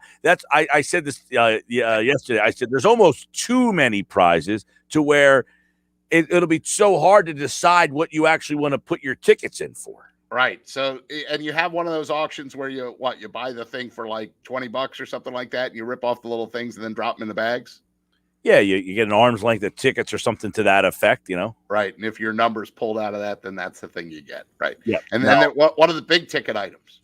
There's a bunch of them. I know there's a Mike Trout autographed ball that has been donated. That's going to get a lot of attention. Yes, that one. There's a Reese Hoskins autograph item in there. Okay. There's some concert tickets. I think there's a Jimmy Buffett show coming up. We've got tickets to that. Nice. We've got tickets to the Luke Bryant show on Sunday. So literally, you can win those tickets on Saturday, and you're going to go to the concert on Sunday. That's pretty cool. Which is pretty cool, right? I win these tickets. Boom! I go right the next day. There is a unbelievable airplane ride over Ocean City that you're going to get a chance to see the whole city with a 1940 open cockpit. Boom. Yeah. I would do that. I'd be all about that. I've had a bunch of people say, I want that thing. There's a couple other things that I have my eye on as well. That I'm not but you're not going to reveal it, so nobody I will blocks say, you out. Yeah, it's tomorrow noon to 5 for people. It's open to the public. All you have to do is kind of just stop by, make a donation. There's also a Venmo site that you can. What's the donation? $20, $30? Whatever you deem to be. Give till it hurts. I like it. Give till you're comfortable. There is no minimum. There is no maximum. Copy that. All right. Very good. However you feel when you're coming in that day and you say, here's my donation. All right. Well, I plan on donating, and then I plan on dropping tickets in and having a beverage or two and maybe a little ganache as Vagabond. Oh, the ganache is going to be very good. Yeah, so I'm looking forward to that. All right, Peter. Okay, pal. Good happy hour. Good talk. We talked sports this time. This was good. Yeah, that stinks. I'll see you. See ya. Happy Hour Friday with the PT here. Jeff Kerr is going to talk a little NFL, little Eagles, stock up, stock down on the Eagles week that was. Their first preseason game is a week from yesterday, and that will be right here on 97.3 ESPN. Day 8 in the books yesterday. They have had 8 training camp practices, and we'll take a look at the stock up, stock down, who's done well, and look back at last night. Ben DiNucci was on display for the Cowboys. My God. How do they keep rolling that guy out there? Jeff Kerr coming up next.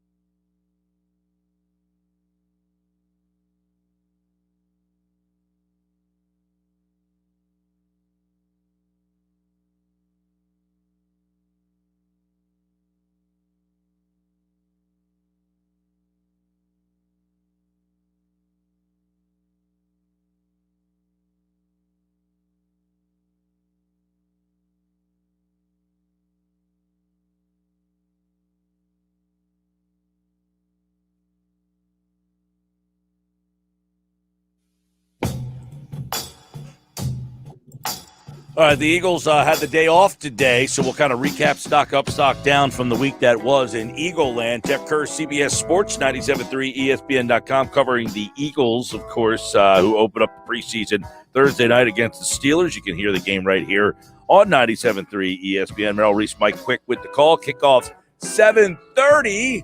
All right, Jeff, the week is in the books for Eagles camp here. So some stock up, stock down, some guys who have stood out so far at Eagles camp. Let's start on the offensive side of the ball and get a couple of thoughts over there. Who are some of the guys that you have been left impressed with so far on the offensive side of the ball? Well, we talked about this earlier in the week, Mike, but Jordan Mailata has obviously been the number one in terms of honestly, you know what? Sidetrack that. Josh Sweat. Josh Sweat has been above Jordan Mailata. But overall, if you had to pick who's been probably the best of everybody on that roster, it probably is Mailata, but Josh Sweat's a close second. In my mind, though, Sweat has been just as good. I mean, I'm kind of contradicting myself here, but overall, those two are the two best players. But I'll go with Sweat first and Mailata second. Sweat has been absolutely incredible throughout this entire week of camp so far. He's getting to the quarterback. He's stopping the run.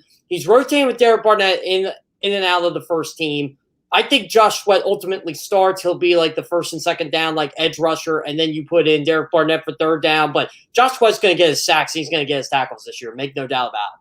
Right. So Sweat, I guess, to you has been the most standoutish guy of everybody in camp, with Jordan Mailata number 2. Yeah, Adam Capel was on with us yesterday, and he said if he was ranking the 53 guys, Mailata would probably be his number 1 guy, most impressive guy. If Mailata is standing out and Sweat's standing out, what does that mean for those two units? Well, I'll tell you what, I think the Eagles' offensive line is going to be really good this year anyway if everybody stays healthy. And Mailata, not like I thought he was going to be bad or anything, but I thought left tackle was their weak point. But the way Jordan Mailata is playing and the way he's handling the Eagles' defensive line, which has been balling throughout camp, by the way, this line may be a top 5 unit in the league easily. I mean, we could argue this, to where they're top 3, top 5. They're definitely top 10. But Jordan Mailata, I thought he was going to be the weak link of this offensive line, and it's not like I thought he was going to be bad.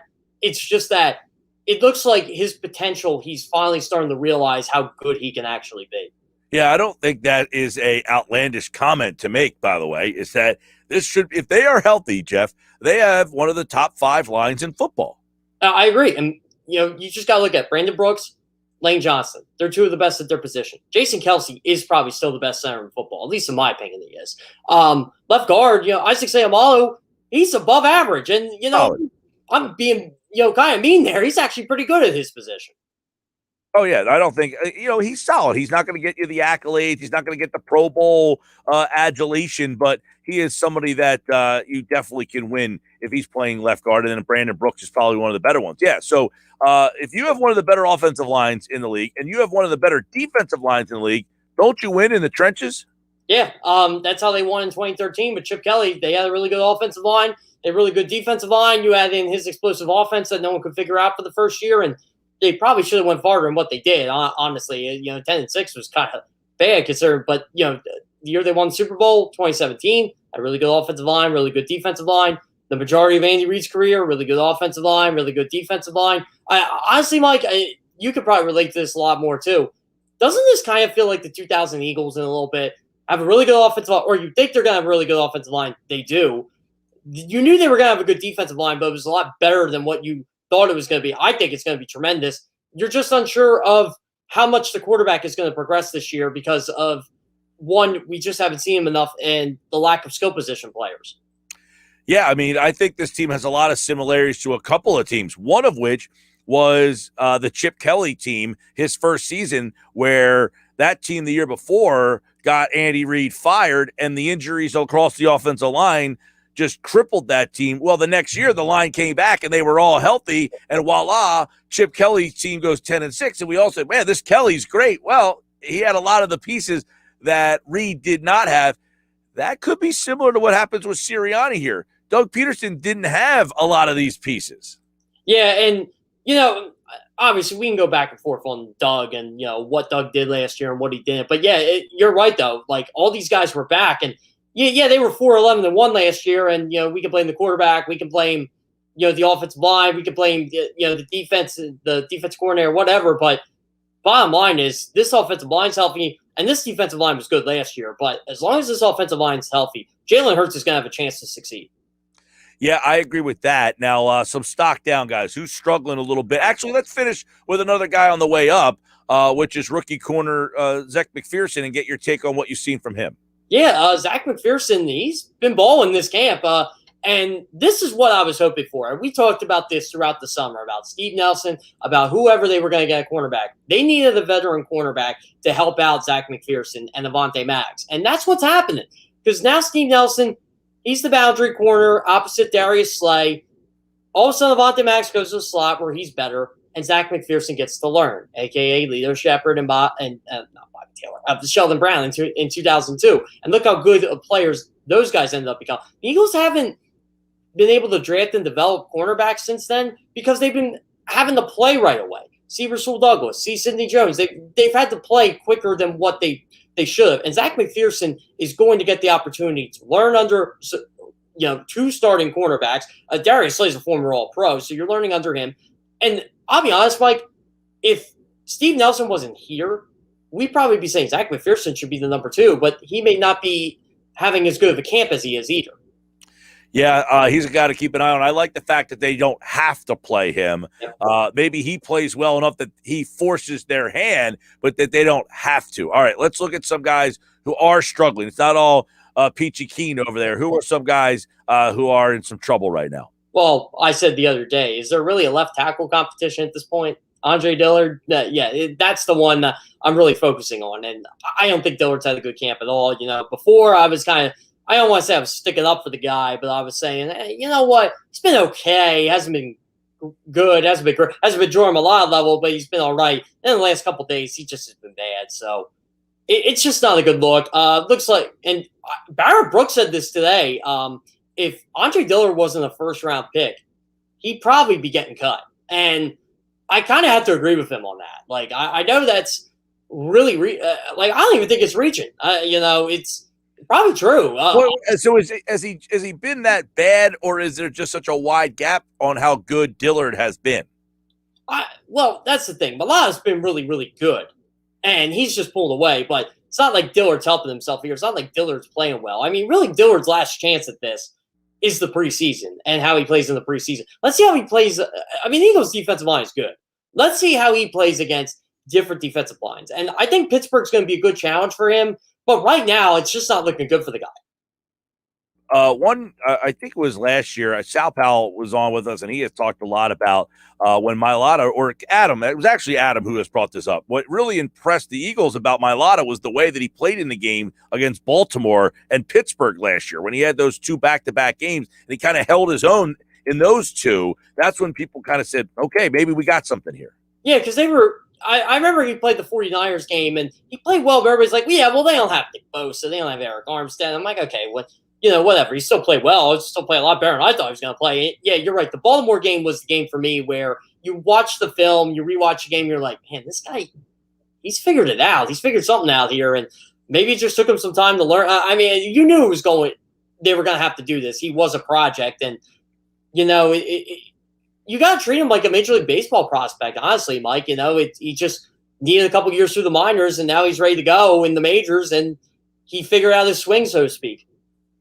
Well, let's take a look at a couple other guys who are struggling there, and one is a little concerning, or 2 are really concerning. One, Jalen Reagor. Give us the reason why he made the stock down list. Yeah, I was going to omit him, but I can't let one good practice on Thursday just keep him off of this. And this is from the field conditioning test. And look, I gave plenty of sentiment to, what he's going through mentally. Like, I get it. I understand it.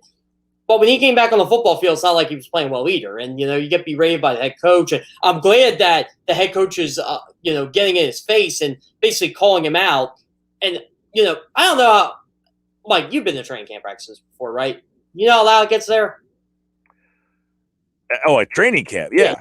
Yeah, well, even at the link, you know how loud it gets. So when you can hear the head coach yelling at somebody, it's a bad look. It's a really, really bad look. And, that was the big talk. Like, oh, Jalen Reagor, what's wrong with him? Like, he's not practicing hard. Like, I don't think practicing hard is the issue. I just think right now he needs to step up because Devonta Smith is out. And yesterday he did, but I just can't excuse him for one practice. That's like doing well on one section of the SATs, but you just bomb out on the rest of it. It's still a bad grade. So overall, Reagor's got to get better.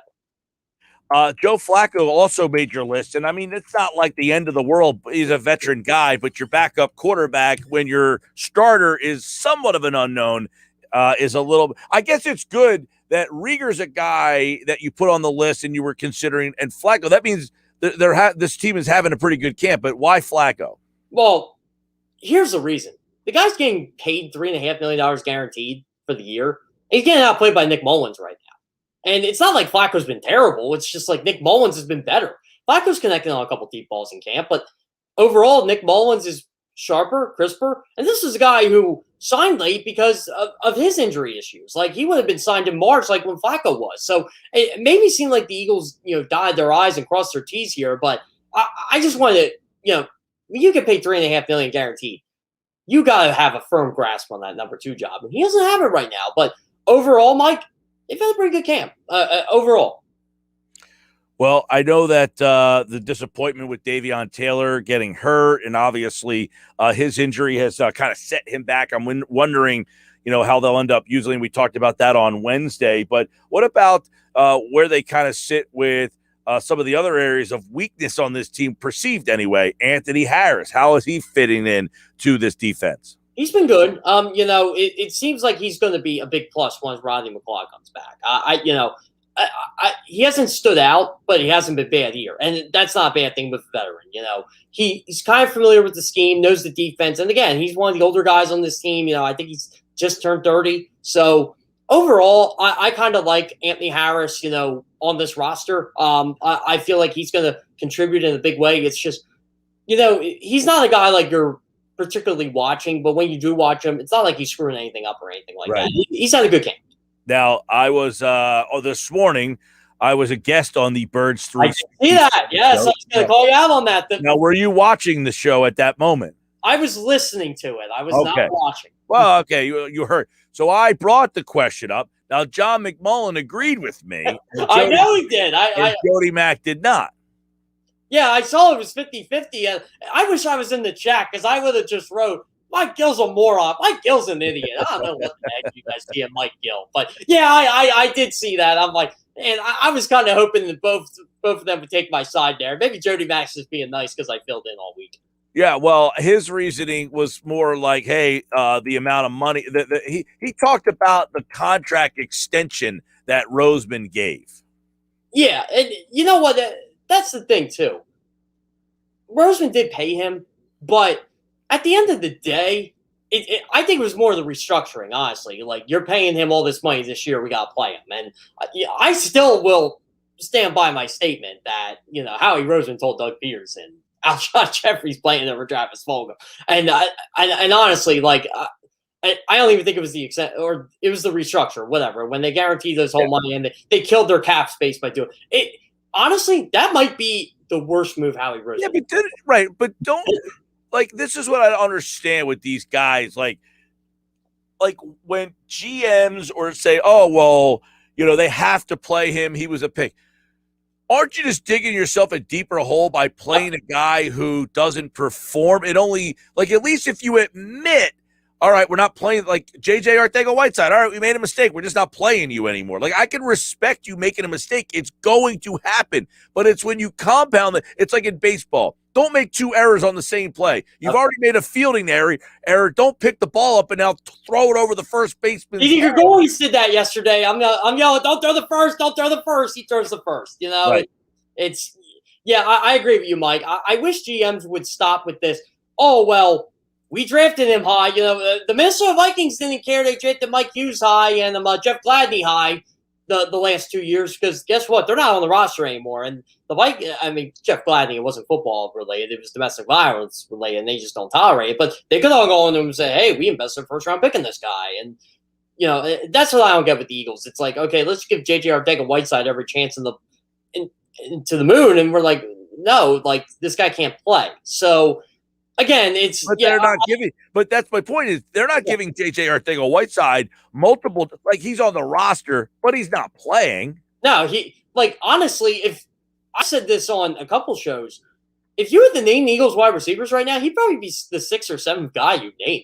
Quite honestly, he's he's almost an afterthought. And I think at this point he hasn't stood out. He hasn't really done anything in camp, so it's not like, hey, look, they're really working good. I was interested to see how this new coaching staff and what they would bring out of if they could get something from him. So far, doesn't seem to be that way. Yeah, he just seems like he's a bad player, and that's it. Like, it was just a bad pick. The one thing I did like about high draft picks they played was Davion Taylor because, okay, you know what? You barely played last year. You were a third-round pick.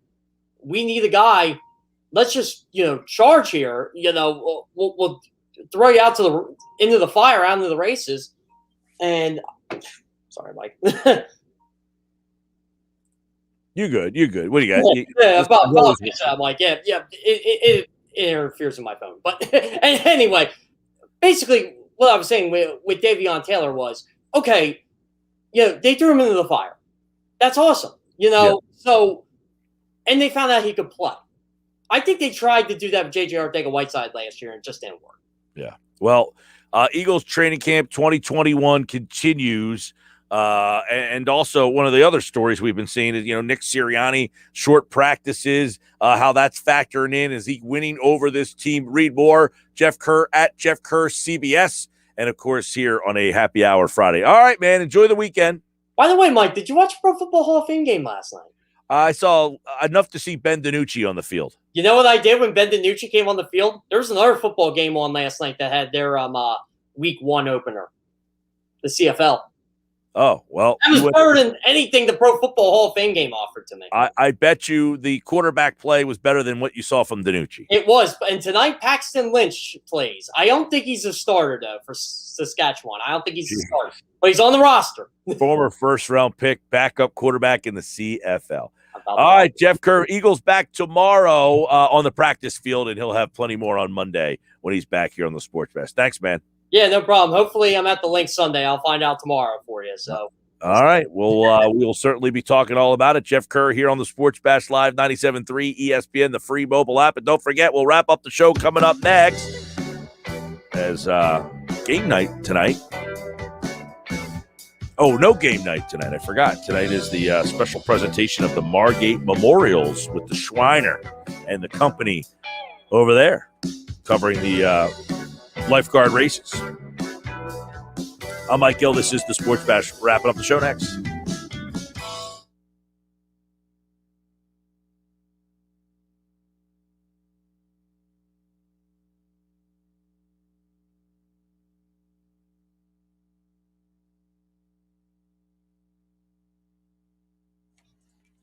Checking in.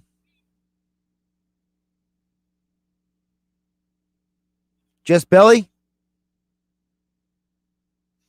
Yeah, make sure you let everybody know that your mic needs to be set at 10 o'clock.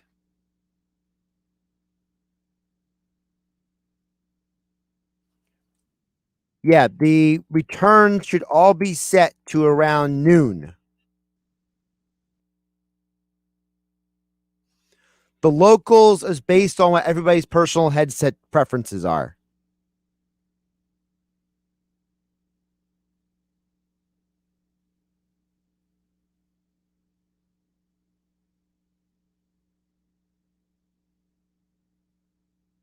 That's the return.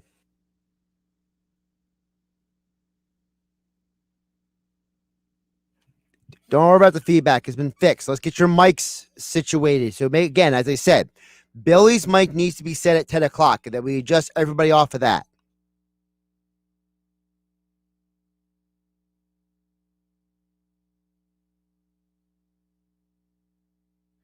All right, next person to talk.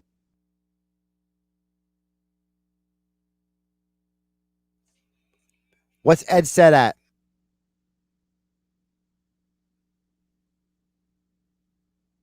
All right, Ed's fine. And Dan, is that you? Dan, what are you set at? All right, because Dan and Billy need to be close to each other, and then Ed needs to be a little louder.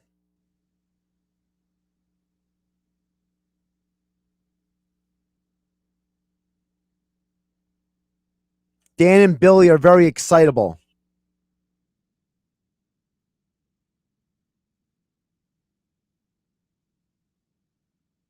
That's above my pay grade, man. Go ahead, Ed. That mic's low, Colton.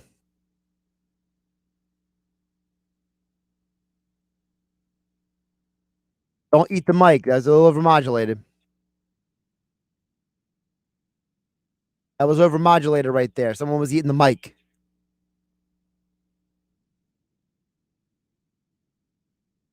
That's better. Billy, how it sounds in your headset is of no consequence to anything on this broadcast, except for if you can hear or not. All right, Gil's got to get back to his show. We'll be checking back with you guys at 56.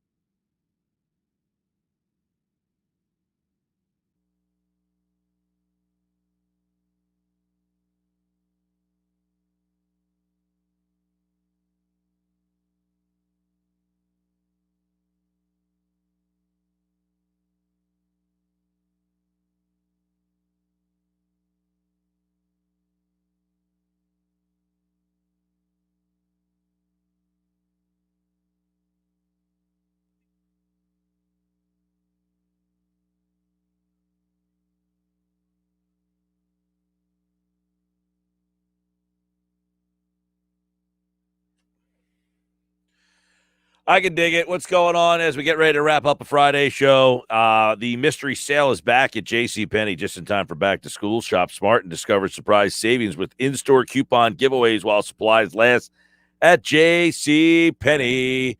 All right, that'll pretty much wrap up the week for me. I am exhausted, man. This has been a crazy week. Phillies back in it, right? Got that. What else we got? Ben Simmons is still here. For now. To the chagrin of many. I know that. Mine. Your chagrin? Yes. You want Ben Simmons gone too? I'm just over it. Oh, well. I've always thought of you as someone who thought for themselves. I do. And I think that you're now over it. Well, I just feel like he's like what Adrian Dantley was to the Detroit Pistons. He's what Eddie Jones and Nick Van Exel was to the Lakers. You know, sometimes you got to move on. I will say this. Forward. I say this. Okay, I feel. And somebody said like, this about you defend Ben Simmons. Blah blah. I think Ben Simmons is a petulant, smug bleep. Can I say bleep? HOL. I think he's smug. I think he has a lousy attitude. I don't think he works hard enough. That said, that should give you some indication of what I think of him as a player, because I think he's a jerk, quite frankly. Like, if these reports are true, he's not answering calls. Right. He's basically setting the parameters. I don't want to play in Portland. I don't want to play in Sacramento or whatever the other town is. He said Cleveland. He doesn't want to go to Cleveland. He doesn't want to go to Cleveland. He doesn't want to go to Portland. Guess what? You're under contract. You'll go where they send you, buddy. So for all the things that I say about Ben Simmons, that's how I feel. Like, I don't like Ben Simmons to me is kind of smug. He doesn't work hard enough. Well, it's also because of his background. He but had that being said, my point is, that's how much I think he helps this team. I don't deny his defense is extremely important and him as a facilitator, but I think that his mindset and his character in that locker room is not going to last. That's all. Like I said, Adrian Dantley, Eddie Jones, Nick Van Exel. Yeah. All right, the Margate Memorials are coming up next. Billy Schweim and the locker room crew are live on the beach in Margate. Sounds windy over there. Yeah, a little windy out there. It's supposed to rain tomorrow. Hey, by the way, tomorrow, noon to 5, if you can come on out to Vagabond in Atlantic City. And if you can't make it, you can make a donation. You can Venmo a donation to @AShore World Series. Have a great weekend, everybody.